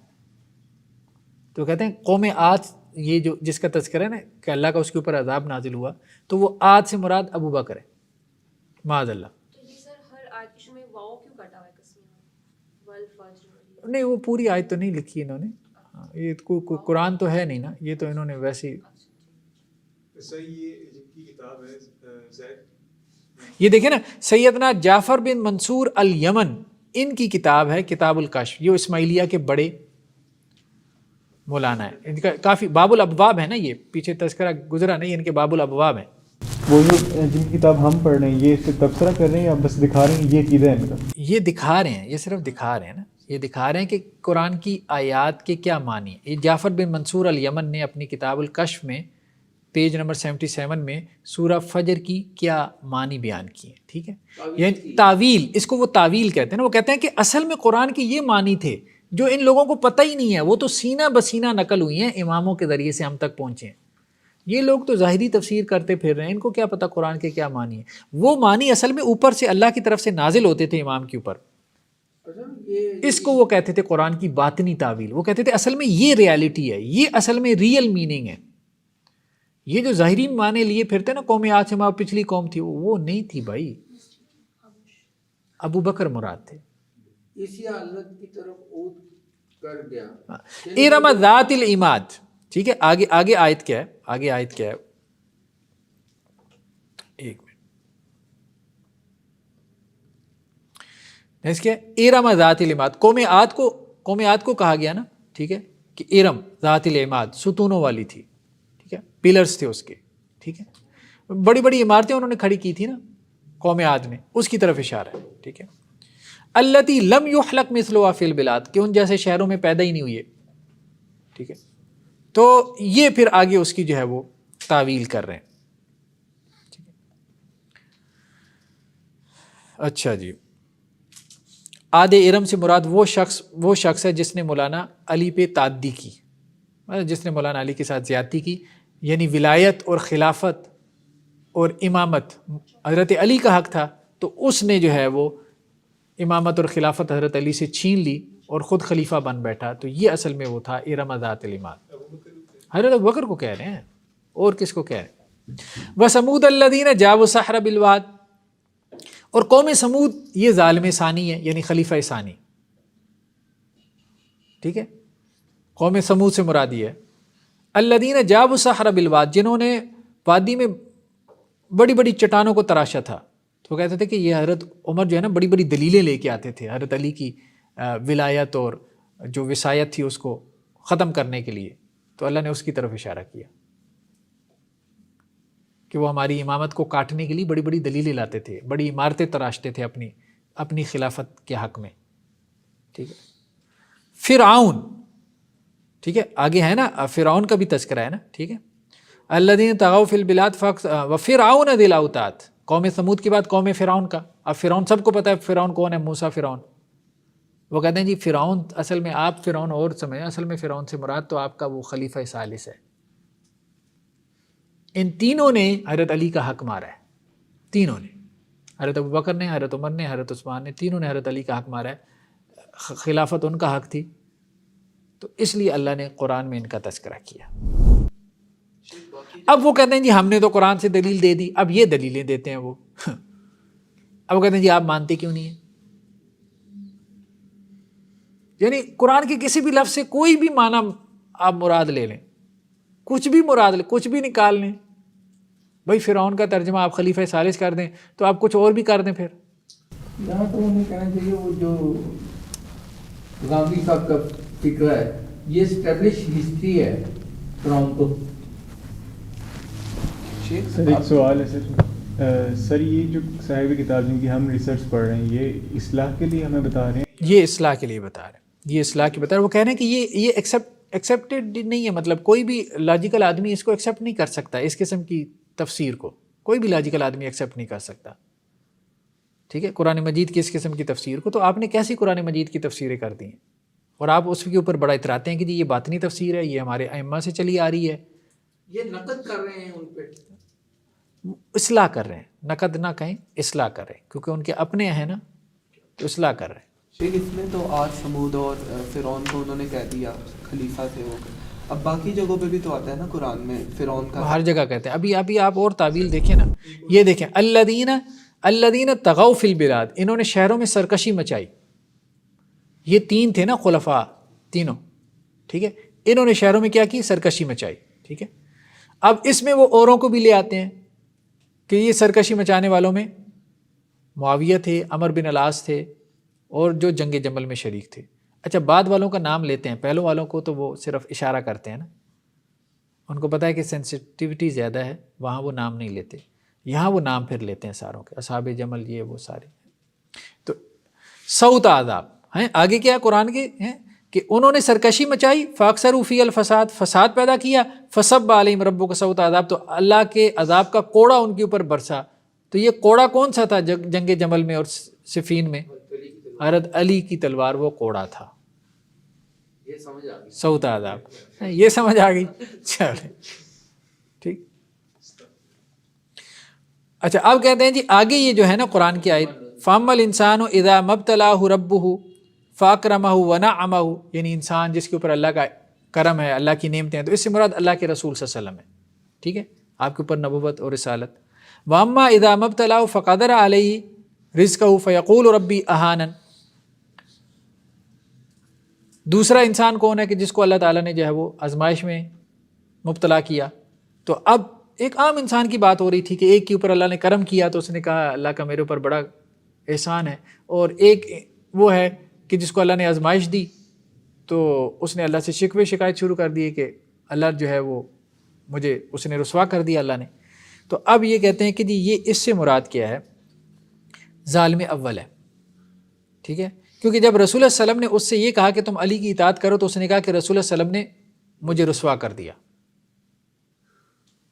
ٹھیک ہے, کلا بل لا تکرمون الیتیم, تم یتیم کی عزت نہیں کرتے. اللہ نے تو ایک عمومی تبصرہ کیا نا, بھائی یتیم کا اکرام کرو, رسپیکٹ دو اس کو. ٹھیک ہے, ایک عام بات تھی. تو وہ کہتے ہیں کہ اصل میں اس سے مراد کیا ہے, ظالم اول, ظالم ثانی, ابو بکر اور عمر, خالد بن ولید, سالم مولا حذیفہ. ٹھیک ہے, کیونکہ انہوں نے یتیم سے اس کا حق چھین لیا. یتیم کون تھے؟ حضرت علی. اچھا, یہاں پہ بھی اس کو بھی دیکھیں, آگے چل کے آتا ہے نا قرآن میں, وَتَأْكُلُونَ التُّرَاثَ أَكْلًا لَمًّا, اللہ نے کہا کہ تم لوگوں کی کیا کرتے ہو, میراث کھا جاتے ہو. عربوں میں تھا ایسا, وراثت لوگوں کی نہ کھاؤ. تو اب اس سے کون سی وراثت نکالی, اب آپ خود بھی نکال سکتے ہیں. ظالموں کی طرف خطاب ہے کہ جنہوں نے فاطمہ کی میراث چھین لی تھی, باغ فدق کا مسئلہ ڈال دیا. ٹھیک ہے, یعنی کہاں کیا بات ہو رہی ہے, کس کانٹیکس میں قرآن میں, اور آپ نے اس کو اٹھا کے کہا وَتُحِبُّونَ الْمَالَ حُبًّا جَمًّا, ہیں مال جو ہے دبا کے تم کھاتے ہو, لوگوں کا مال ہڑپ کر. تو وہ باغ فدق کھا گئے تھے. ٹھیک ہے, کلا اذا دکت الارض دکا دکا, یہ قیامت کی علامت ہے کہ زمین کوٹ دی جائے گی, آپ کا رب آئے گا, فرشتے آئیں گے صفے باندھ کے. ٹھیک ہے, جہنم لائی جائے گی. تو وہ کہتے ہیں جی یہ آخری امام مہدی جب آئیں گے نا, تو پھر ان سب کو جہنم میں ڈالیں گے. ٹھیک ہے, تو وہ پھر آگے انہوں نے اس کی تعویل کر لی, جب حجت ظاہر ہوں گے, اذا دکت الارض دکا دکا. ٹھیک ہے, ربو کا سے مراد کون ہے, قائم الزمان, مہدی. آپ کا رب آئے گا, اس سے مراد کون ہے, قائم الزمان آئیں گے. ملائکہ جو ان کے ساتھی ہوں گے مہدی کے. ٹھیک ہے, آگے جہنم سے مراد وہ تلوار ہوگی جو مہدی کے ہاتھ میں ہوگی. ٹھیک ہے, اس سے پھر دشمنوں کو وہ قتل کریں گے. تو وہ پورے جو ہے وہ عقائد ہیں, قبروں سے نکالا جائے گا, قبروں سے نکال کے زندہ کر کے پھر ان کو قتل کریں گے. بس سمجھ رہے, یہاں تک بھی باتیں ابھی اب کتابوں میں حوالے آئیں گے. معاذ اللہ, یہاں تک بھی لکھا ہے کہ ام المومنین حضرت عائشہ رضی اللہ عنہا کو قبر سے باہر نکالیں گے, مہدی آئیں گے, اور ان کو قبر سے باہر نکال کے کوڑے ماریں گے کہ تم نے فلاں باتیں کیوں کی تھیں ہمارے امام کے بارے میں. مطلب اتنا معاملہ سیدھا نہیں ہے امامت کا. یہ جو کہتے ہیں نا کہ جی آپ امامت کو کیوں نہیں مانتے, آپ اماموں کو کیوں نہیں مانتے, بھائی بات سیدھی سی ہے کہ امام کو آپ کیا منوانا چاہ رہے ہیں. امام کو آپ کہہ رہے ہیں کہ جی 1150 سال سے امام غائب ہے, ٹھیک ہے, اور امام نے آنا ہے, اور امام نے آ کے آپ کی گردنیں بھی اڑانی ہیں اور آپ کے ساتھ یہ بھی کرنا ہے وہ بھی کرنا ہے, تو ہم کیسے مانیں گے یہ سارا کچھ؟ تو یہ تو سارا وائلنس ہے جو آپ کے امام نے آ کے پھیلانا ہے. مطلب امام مہدی کے حوالے سے جب ہم دیکھیں گے تو یقین مانیں وہ تو کہتے ہیں جی سب سے پہلے تو یہ جتنے ناسبی ہیں نا, ناسبی سے مراد وہ باقاعدہ نام لیتے ہیں ناسبی. ناسبی سے مراد وہی ہوتا ہے کہ جو ان کے امام کو نہیں مان رہا. ہاں, سب سے پہلے تو تلوار ان کی گردن پہ ہوگی نا, ٹھیک ہے. تو نہیں, وہ ایک کانسیپٹ عجیب سا بنا لیا. اب وہ اللاجیکل سا ہے, اور جس طرح سے اس کا ایک پورا نظام استدلال قائم کیا ہے نا قرآن سے, تو وہ بھی بندہ اس سے کوئی متاثر نہیں ہو سکتا کہ اب آپ یہ قرآن کی آیتیں اور اس کی یہ تفسیر کرنے کے بعد اب آپ کہیں کہ جی اب ہم نے آپ کو قرآن سے دلیل دے دی اور آپ اس کو مان لیں. نہیں, اللاجیکل کانسیپٹ ہے. ہاں, اگر آپ یہ بات کہتے ہو کہ جی جیسے اہل سنت کے علماء ہیں تو ہمارے بھی یہ علماء ہیں, آپ کو ان علماء کے اوپر اعتماد ہے تو ہمیں اپنے ان اماموں پہ یا علماء پہ اعتماد ہے, تو اس حد تک بات ٹھیک ہے. تو بات وہی ہے کہ اگر وہ صلحاء ہیں, اتقیاء ہیں, ٹھیک ہے, اس حد تک بات ماننے میں کوئی حرج نہیں کہ اللہ کے نیک بندے تھے, ولی اللہ تھے, لیکن کبھی آپ ان کا درجہ نبیوں سے بڑھا دیتے ہیں. کبھی آپ یہ کہتے ہیں کہ جی انہوں نے جو قرآن کی تفسیر کی ہے نبی بھی اس کو نہیں پہنچ پائے, ٹھیک ہے. کبھی آپ یہ کہتے ہیں جی نبیوں سے تو گناہ ہوتے رہے, ان سے تو گناہ بھی نہیں ہوئے. کبھی آپ یہ کہتے ہیں نبی تو آپس میں لڑتے مرتے رہے, شریعتوں میں اختلاف کرتے رہے, اصل تو امام تھے جنہیں دین کی سوجھ بوجھ تھی, کہ جنہوں نے جو دین بتایا اس میں کوئی اختلاف ہی نہیں تھا. تو اس قسم کی جب باتیں کرتے ہیں تو وہ باتیں سمجھ سے بالاتر ہیں, وہ مانی نہیں جا سکتی. ہاں, لیکن یہ ہے کہ اس میں اگلے کو اچھے انداز میں سمجھانا چاہیے. بات وہی ہے کہ فتوے وغیرہ نہ لگائیں. ہمارے بھی میں نے دیکھا ہے کہ نیچے لوگ جو ہے نا وہ کمنٹس میں جیسے وہ بہت سے لوگ پرووک بھی کرتے ہیں نا, لگاؤ فتویٰ مطلب کہیں ان کو کوئی, بھائی ہم کیوں کہیں, ہمارا کام ہے اصلاح کرنا. آپ لوگوں کو بتائیں بھائی یہ غلط ہے, یہ بات ٹھیک نہیں ہے, آپ اس سے نکل آؤ اس سارے چکر سے, ٹھیک ہے. تو مصلح یا ریفارمر کا کام فتویٰ لگانا نہیں ہوتا. باقی یہ بات ہے کہ اب ان میں سے ہم دیکھیں گے کہ ان میں سے بعض لوگ ہیں جو فتوے لگاتے ہیں اور یہ کہتے ہیں جو ہماری امامت کے کانسیپٹ کو نہیں مانتا تو وہ دائرہ اسلام سے خارج ہے, مطلب ان کے مطابق وہ مسلمان نہیں ہے. ٹھیک ہے, وہ لگاتے رہیں, اللہ تعالیٰ ان کو ہدایت دے, یہی کہا جا سکتا ہے. سر یہ جو ساری قرآن کی تعویل پیش کی ہے وہ کہتے ہیں کہ یہ باب الابواب ہے, تو بس یہ مانتے ہی ہیں, مطلب اس کو چیلنج بھی نہیں کرتے وہ خود ان کے لوگ. ہاں, چیلنج نہیں کر سکتے. باب الابواب سے اختلاف کرنا جو ہے وہ ایسے ہی ہے جیسے امام سے اختلاف کرنا, کیونکہ باب الابواب امام کو ریپرزینٹ کر رہا ہوتا ہے, اسی لیے اس کو پھر کوئی دلیل کی ضرورت نہیں, وہ جو کہے گا وہ دلیل کی ضرورت نہیں. وہ پہلے آپ نے ایک بلیف سسٹم بنایا نا کہ بھائی اس نے جو کہنا ہے بس وہ اللہ کی طرف سے, اب آپ نے سوچنا بھی نہیں ہے. کریٹیکل تھنکنگ تو انہوں نے سب سے پہلے ختم کی نا, اسلام کہتا ہے نہیں ہے. کریٹیکل تھنکنگ ہوگی, سیدھی سی بات ہے, کوئی بھی بات کرے گا, آپ کا استاذ, ٹیچر, امام جو بھی کرے گا, آپ اس کو ویلیڈیٹ کریں گے, آپ اس کے اوپر سوال اٹھائیں گے, ٹھیک ہے. تو یہ سب سے پہلے جو سوال کا دروازہ بند کیا جاتا ہے, سب سے پہلے یہ لوگ کیا کرتے ہیں, بھائی دماغ بند کر لو. بھائی دماغ بند کر لو تو پھر اس کے بعد کیا ہے, اس کے بعد پھر جس طرح مرضی تم لوگوں کو ڈال دو, دماغ نہیں بند کروانا. تو کریٹیکل تھنکنگ بہت ضروری ہے. ہم یہی تو کہہ رہے ہیں کہ ہر سیکٹس میں کچھ ایسے لوگ پیدا ہوں جو اپنے سیکٹس کو کریٹیکلی ایویلیویٹ کریں اور اس میں ریفارمز لے کے آئیں. یہ وقت کی ضرورت ہے. کریٹیکل تھنکنگ نہیں ہوگی, کریٹیکلی ہم چیزوں کو ایویلیویٹ نہیں کریں گے تو پھر لگا بندہ ہے, بس چل رہا ہے, بس ہر کوئی اپنے اس کے اوپر لگا ہوا ہے. سر یہ جو پورا ان کا یہ کانسیپٹس ہیں امامت کے حوالے سے, یہ سارا کچھ ان کی مطلب فاؤنڈیشن یہ کیا دیتے ہیں, وہ ایپسٹیمولوجیکل فاؤنڈیشن ان کی کیا ہے اس میں, کہ امامت کے پورے کانسیپٹ کو اسٹیبلش کیسے کرتے ہیں کہ وہی اصل ہے, اس سے ہی کائنات قائم ہے یا دنیا قائم ہے. ہم نے اس پہ علیحدہ سے نا کچھ ایپیسوڈ کرنا ہے کہ امامت کے جو دلائل ہیں وہ کیا ہیں, ٹھیک ہے, اس پہ ہم علیحدہ سے جو ہے وہ کریں گے. ویسے یہ ابھی ہم نے اسی لیکچر میں ہاں کچھ دلائل تو ہم نے دیکھ بھی لیے نا. ایک تو قرآن سے بھی استدلال کرتے ہیں, وہ کہتے ہیں قرآن کی ایک تعویل ہے, ایک قرآن کا ظاہر ہے, ایک اس کا باطن ہے. اصل تعویل یا اس کا ظاہر اور باطن تو سب کہیں نا, یہ تو قرآن کو محفوظ مانتے ہی نہیں. یہ ابھی آیا ہے اس ہاں میں، میجورٹی ہے. تو پھر وہ قرآن کی تعویل کس طرح کر سکتے ہیں جب وہ اسے سمجھتے ہی نہیں ہاں ہے کہ یہ ایسے ہی ہے. وہ کہتے ہیں کہ جی حجاج بن یوسف کا نسخہ ہے تمہارے پاس، تو اس کی تعویل کیوں کریں؟ لیکن جو ان میں سے بات سمجھتے ہیں وہ تو کرے گا نا، جو محفوظ سمجھتا ہے. سارے ایک جیسے نہیں ہیں. بہرحال ہمیں بھی سب کو ایک لاٹھی سے نہیں آنکنا چاہیے، ٹھیک ہے. ہاں سب شیعہ سیکس میں سب کے بلیف سیم نہیں ہیں، ان میں سے بہت سے معتدل بھی ہیں، ماڈریٹ بھی ہیں، ان کو اپریشیٹ کرنا چاہیے.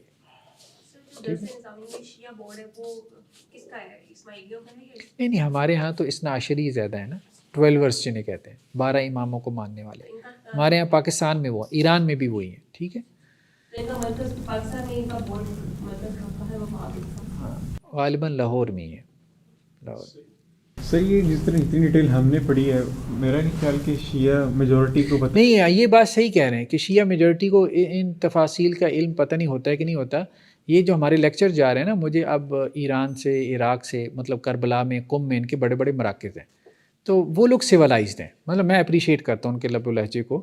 وہ جب کوئی میسیج کرتے ہیں حافظ صاحب، مطلب سلام بڑے احترام سے کرتے ہیں، ٹھیک ہے. اور ماشاءاللہ ہم آپ کے لیکچر سے بہت لرن کر رہے ہیں، بہت ہم سیکھ رہے ہیں، ٹھیک ہے. اور وہ خود مطلب ایسی جگہوں پہ بیٹھے ہوئی ہیں، اچھے اچھے اداروں سے پڑھے ہوئے. ان میں سے کچھ ایسے ہیں جو کہتے ہیں آپ ہمارے ساتھ لائیو آئیں، آپ ہمارے ساتھ ڈیبیٹ کریں. کچھ ایسے ہیں جو کہتے ہیں کہ جی ہم آپ کے لیکچرز کے اوپر رسپانسو ویڈیوز بنائیں گے. لیکن ہم آپ کو اس لحاظ سے اپریشیٹ کرتے ہیں کہ آپ ان چکروں میں نہیں پڑے، فتوے اور گالم گلوچ اور یہ، مطلب آپ کو شیعہ نوجوان سن رہا ہے، اور ہمیں یہ یقین ہو گیا کہ یہ وہ ویڈیو ہے جو سب سے زیادہ شیعہ ایجوکیٹڈ نوجوان دیکھے گا. اور اس لیے ہم اس کو رسپانس کرنا چاہتے ہیں، کیونکہ یہ جو لب و لہجہ ہے، اس لب و لہجے کے ساتھ کبھی گفتگو ہی نہیں ہوئی. تو اس لیے ہماری زیادہ آڈینس جو ہے نا، یہ زیادہ سنی نہیں اس کو سن رہے، زیادہ اس کو اہل تشیع سن رہے ہیں. اس کی وجہ یہ ہے کہ وہ بھی یہ بات، ان میں سے بھی ایک بڑا سیگمنٹ ہے جو یہ سمجھتا ہے کہ فلاز ہیں، ان فلاز کو کس طرح سے فل کرنا چاہیے. انہوں نے اس کے اوپر بھی کچھ نہ کچھ کام انہوں نے بھی کیا ہوا ہے، چیزوں کو تھیورائز انہوں نے بھی کیا ہوا ہے. تو ایسا نہیں ہے کہ ہم کوئی مطلب ہماری یہ کوئی اسسمنٹ ہے اور ان کو اس کا احساس نہیں ہے. ہم آگے جتنا آگے جائیں گے نا تو یہ چیزیں اور زیادہ کھلیں گی کہ اس قسم کی بہت سی ایسی چیزیں ہیں. سب سے بڑا تو یہی ہے کہ خود آپ میں اتفاق نہیں ہے امامت کے اوپر. ایسے ایسے کانسیپٹس ہیں. اب اثنا عشریہ سے آپ پوچھیں گے ان کانسیپٹس کے بارے میں، وہ تو کہے گا بھائی یہ تو سارے کفریہ ہم بھی اس کو نہیں مانتے، لیکن اسماعیلی اس کو مان کے بیٹھے ہوئے. چلیں جی، سبحانک اللہم و بحمدک نشہد ان لا الہ الا انت نستغفرک و نتوب الیک.